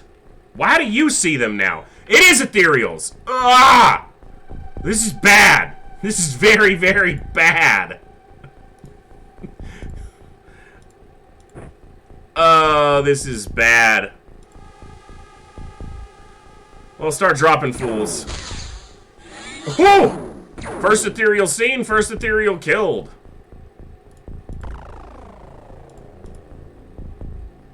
Yes, I want to try to capture one of these alive, but I also want to survive the two Ethereals, dude!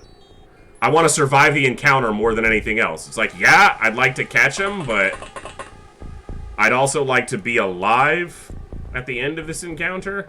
That's the primary motivating factor for me. Damn. That would have been awesome if that had hit. Instead, we're just going to try to drop this fool. Yeah, you see him now, but... Because any Ethereal, even the lowest ranked soldier or whatever, I think they don't even have soldiers. They use... Or they have soldiers, but they don't have navigators or whatever. They use leaders in place of those. So most Ethereals you encounter are leaders. But every Ethereal, even the soldiers, are capable of psionic stuff, so you can get psionic research topics from any Ethereal you capture. So that's what we're going to try to do on this mission, is capture one alive. But if we don't kill all the ones that can see us, then they start mind controlling and shit on the next turn, and it's a good thing we have heavy plasmas. Thank God for heavy plasmas. Alright, so we got someone with a small launcher already. So we're just going to try to use them to capture one alive. Alright, we have smoke here. Yeah, that's the problem. This is the problem. That's a power suit. Yeah, see? That's why running into Ethereals is really a problem. We've already lost 2 troops. One's under alien control. One went berserk. So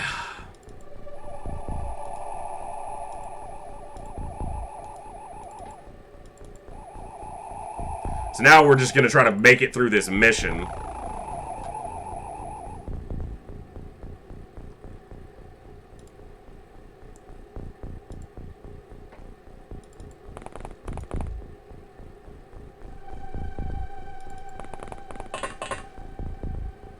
Yeah, I know you see the chick right next to you who's under alien control, and I should probably just kill her because she's gonna remain under alien control.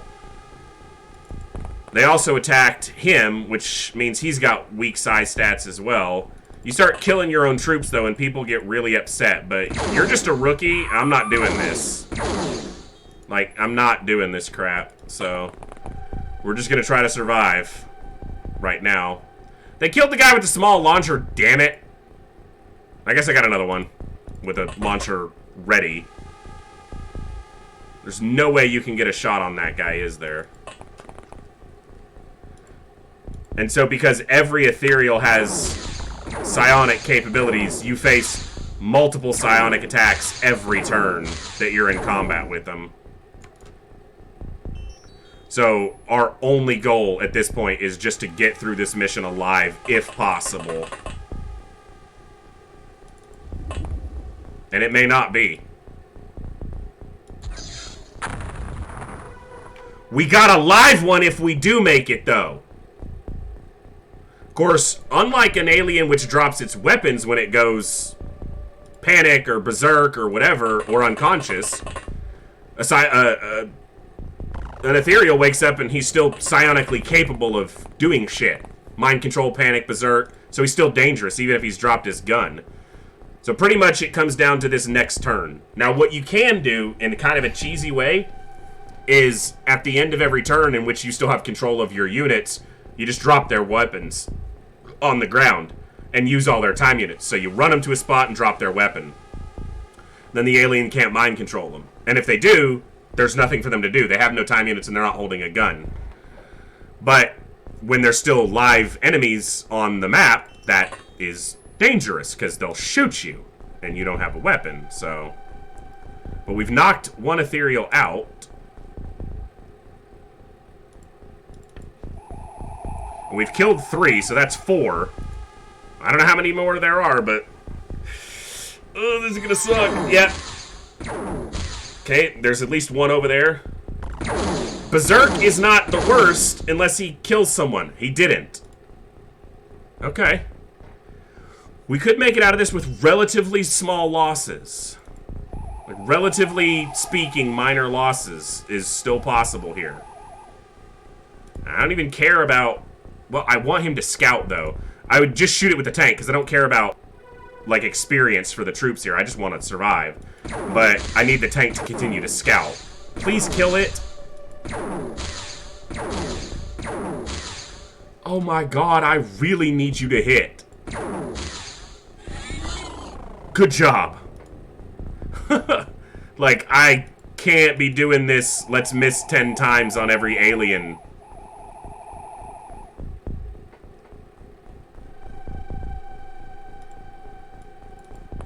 And they're seeming to focus on one guy, which means he's probably the psionically weakest in the group. Which kind of gives you a preliminary indication on psionic strength. It's not perfect, but it is... It's usually accurate. The aliens can peek at your soldier's stats and tell who's strong and weak psionically before you ever can. So they know. And the fact that they're not targeting, like, my commander is a good sign. The fact that they're not targeting the super rookie here is a good sign, because they may have decent psionic strength. But it could just mean that their psionic strength isn't the lowest. Maybe you're the last alien? Nope. That was too much to hope for. Kind of knew it was too much to hope for. See, the problem is the last one's going to be in the ship, and we're going to have to cross the field to get to the ship. And they're going to be psionically assaulting us the entire way.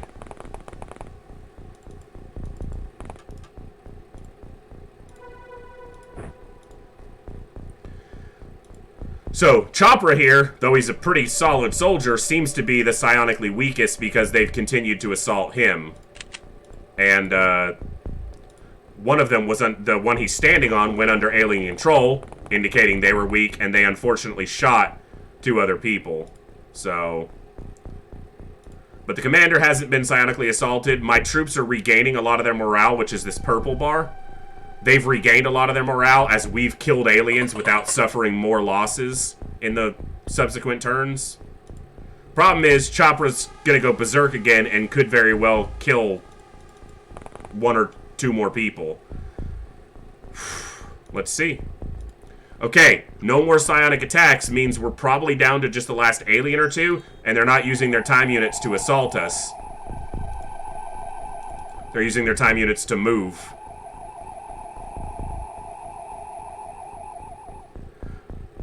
This would not be a bad first encounter with Ethereals, all things considered. I mean, lost 3 troops, and a power suit, which is the worst part. But, could go substantially worse. And, of course, it's not over yet. There may be 3 more of them, and they could still cause major issues. But, the end turn there went very quickly. So I'm hopeful that there's not many of them left.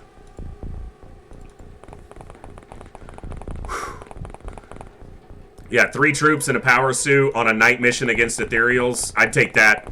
If someone, like, offered me up, hey, you're gonna do a night mission recovery of an intact medium scout against Ethereals at night, and you're gonna lose 3 troops, one of which is wearing a power suit, I'd be like, yeah, let's do it. Like, every time.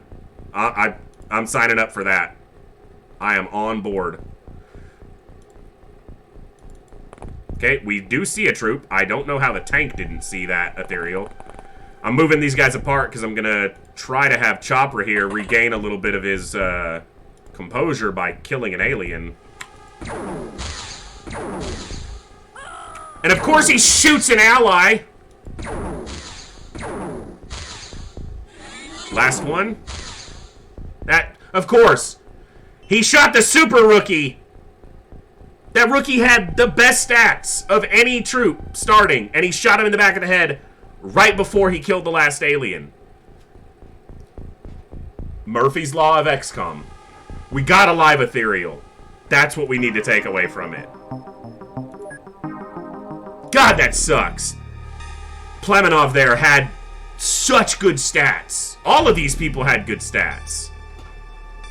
2 of those were, or one of those was a sergeant. Yeah, DeWitt was a quality sergeant too.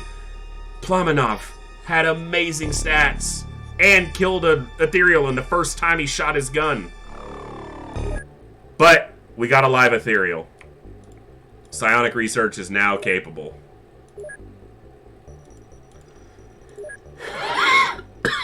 Ethereal leader too.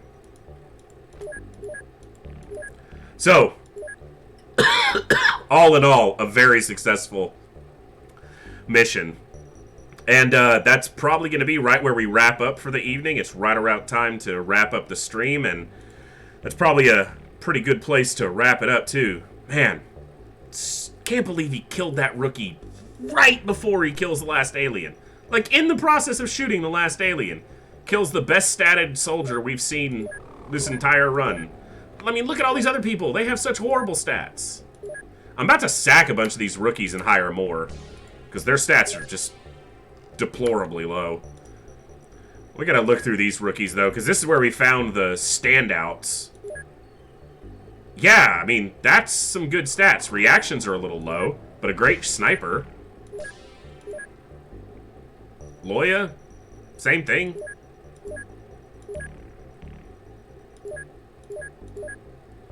I'm not going to transfer anyone off the Sky Ranger, so we're just going to take Stanislaw here and send them.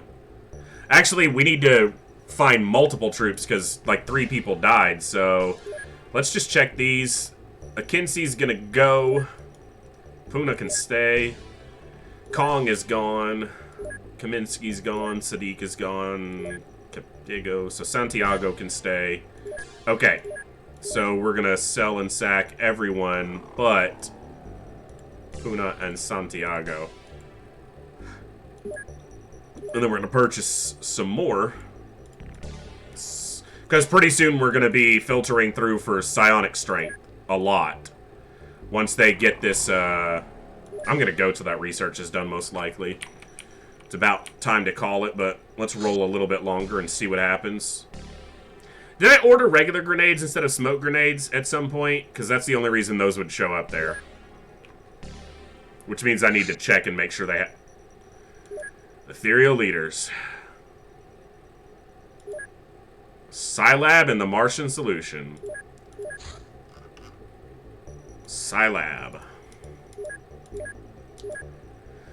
Now, I said earlier, I don't like using Psy-Amps offensively because it just makes the game way too easy at that point. There's no challenge left. You just mind control and it's done.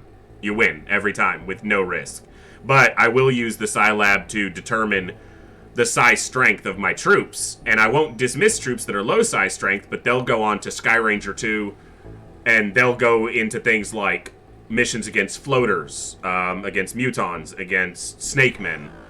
And I won't put them into situations where they're going to face psionic attacks. So, feels like a good use of the research and technology to my mind. Sky Ranger 2... Okay, Chaos Base. I ordered them... So they got weapons here. We're going to go with the plasma rifles. I need more clips. But we're going to use those for now. And yeah, I ordered regular grenades instead of smoke grenades. So... Because I'm an idiot. Sell those. Sell those. Purchase smoke grenades, please. I probably already did at some point. And I'm just not remembering, but... And then here, do you have plasma rifles to send to Chaos Base? You do. You don't need any of these. Okay, cool. Okay, so now they've got their plasma rifles and enough clips for 2 per, which they shouldn't use. We won't use plasma rifles long because you get the clips very infrequently, but I've got them, so I'm going to use them until the clips are essentially used up. And I'm not going to make more clips because they take Illyrium to craft, and I don't want to use that resource for that. But we will use them. They got prox grenades, they got med kits, they got smoke grenades coming, and then they'll be ready for stuff like knocking down a terror ship and then immediately dealing with it. Alright, if you can shoot this down over water, I don't need another recovery. I'll take it. Go to last known UFO location. Are they doing something down here in South Africa that I need to know about? There's the troops we need to look for. Hello, large craft, my friend. See, I was just talking about the lightning being specifically for situations like this. Unless this is a supply ship. So let's go find out. It was only moving at 1400, which is kind of slow for... It's a terror ship.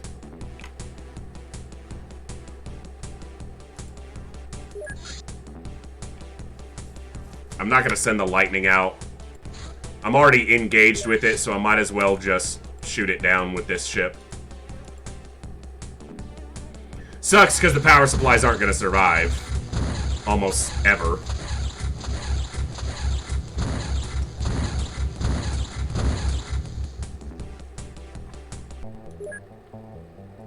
Sky Ranger 2.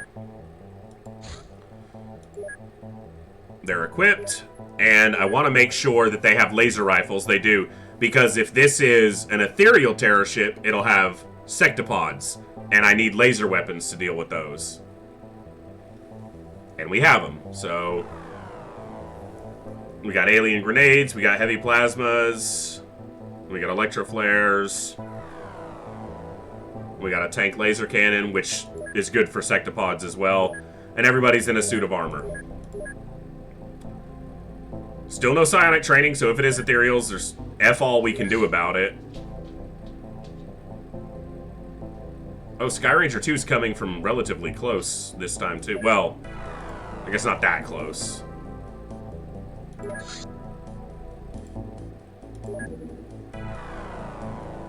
Okay.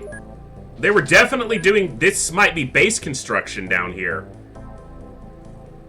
And the other ship we shot down here was Ethereal. If it's an Ethereal base, I'm going to go crazy. I probably need to send a lightning out to shoot down this other large ship and just immediately do the mission. But I need to make sure they have electro flares, and I don't think I did make sure of that. No electro flares. Son of a bitch. I could send Sky Ranger 1 again. I think it's ready. Yeah. Well, as soon as I pick 4 more troops for it.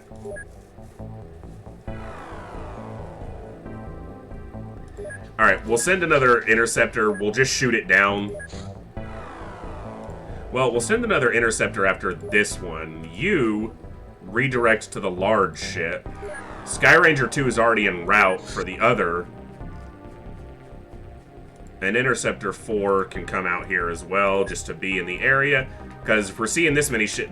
Okay, see, there's a very large. It's definitely base construction. Okay, hold on. Because a very large is going to be... If it lands, that's a recovery I want. Because that's a battleship, obviously. Of course, right when I'm... need to be ending stream, all this stuff starts happening. Let's look through these soldiers real fast and find out who's worth putting on the ship. No. You have low firing accuracy, but great reactions. Khavid. Koski's not bad. Mutlu has shit bravery. Koskela and Shah. And Salgado. Okay.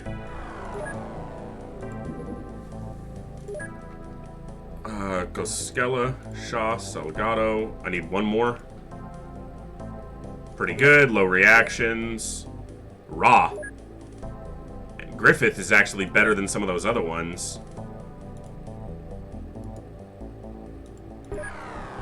Okay, so that's 54-63 on the 2 important stats I'm looking at. So 64-53.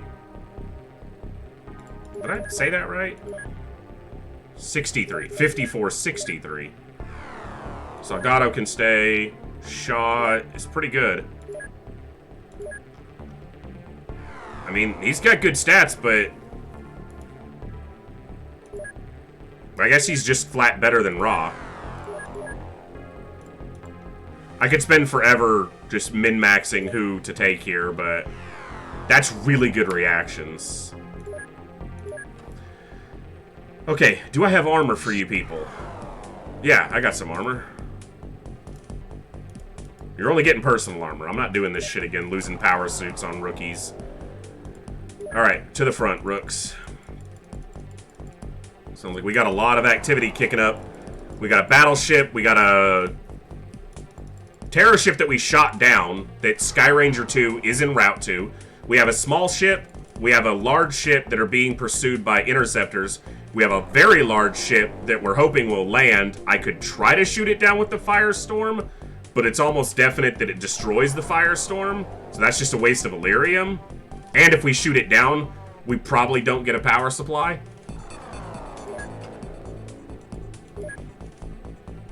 I have 3 boarding craft, so I can do 3 ground missions essentially simultaneously. The problem is that I don't have electro flares on the lightning. Okay, so this is... that's the large. That's the small. This is the very large. What is this? It's a supply ship. That means that'll almost definitely land. So we just need to pursue it for the time being. We have any interceptors that are not out. Interceptor 3. Come out here. We're just going to try to see who lands.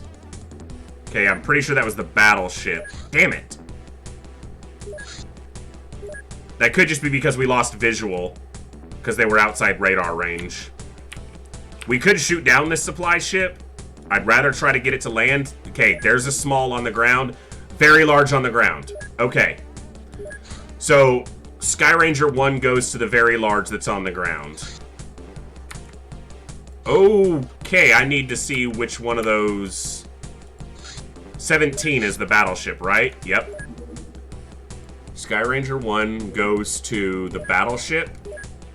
This is a large. I need to shoot down this supply ship. Because I don't have enough crew to deal with all the other ships right now. Because I have 2 landed, 1 in the air, and a terror ship that was shot down. Sky Ranger 2 is already en route to the grounded terror ship. Sky Ranger 1 is now en route to the battleship. We need to shoot down this supply ship so that the lightning can land at the small ship. And then the supply ship will still be grounded. Well, we would go to the supply ship, not the... I need to see if the supply ship lands. The other ships all landed. It's likely that it will land.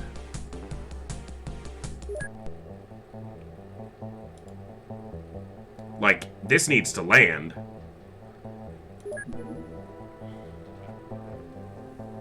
I don't want to send out the lightning to that grounded small ship. Because I would obviously rather get this supply ship if it lands.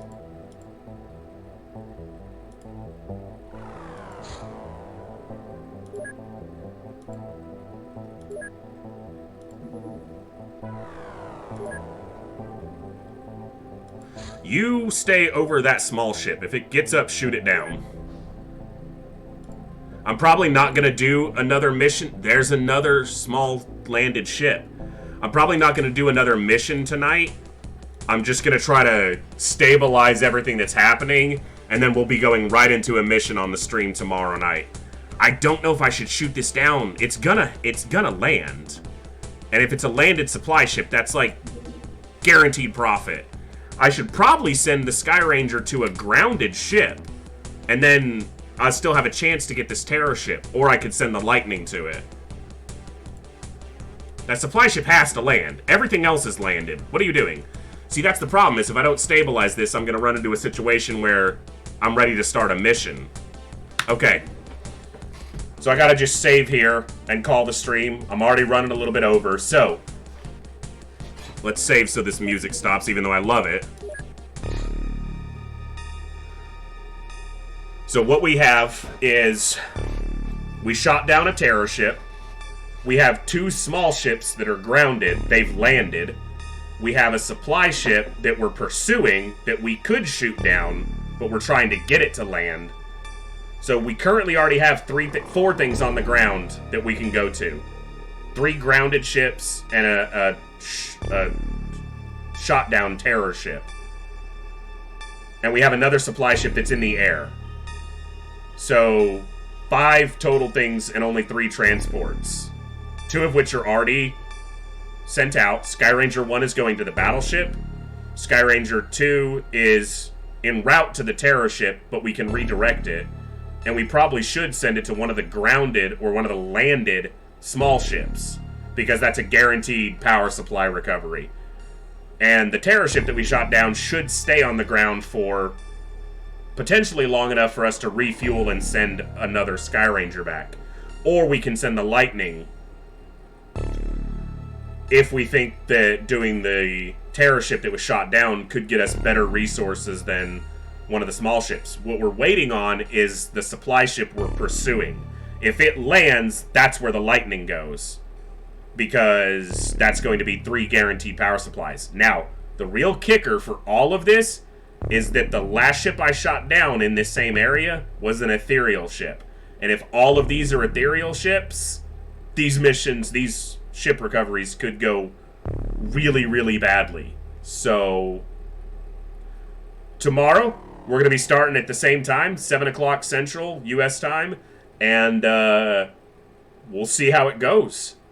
We've obviously got a lot coming up. We're going to be jumping right into probably a battleship recovery, possibly at night, based on looking at the time.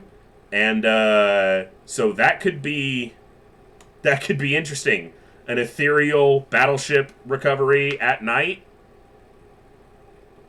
And I'm pretty sure Skyranger 1, which is en route to that, doesn't have laser weapons on board.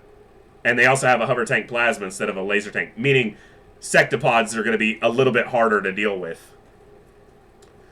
So, it's going to be a lot to think about and a lot to tackle. And this is kind of where the game gets really nasty, right here. Ethereals have started showing up. We captured one live, so we're researching sci stuff right now. If we can make it through this next hurdle, we're probably golden to actually win this Superhuman Ironman run. So, fingers crossed. And I'm going to call it there for the night. Thank you, everybody, for hanging out. Thanks for the new follows. I hope you guys had an awesome time. And I'll see you guys tomorrow, 7 o'clock my time, right here in the Echo, where everybody has a voice. Good night.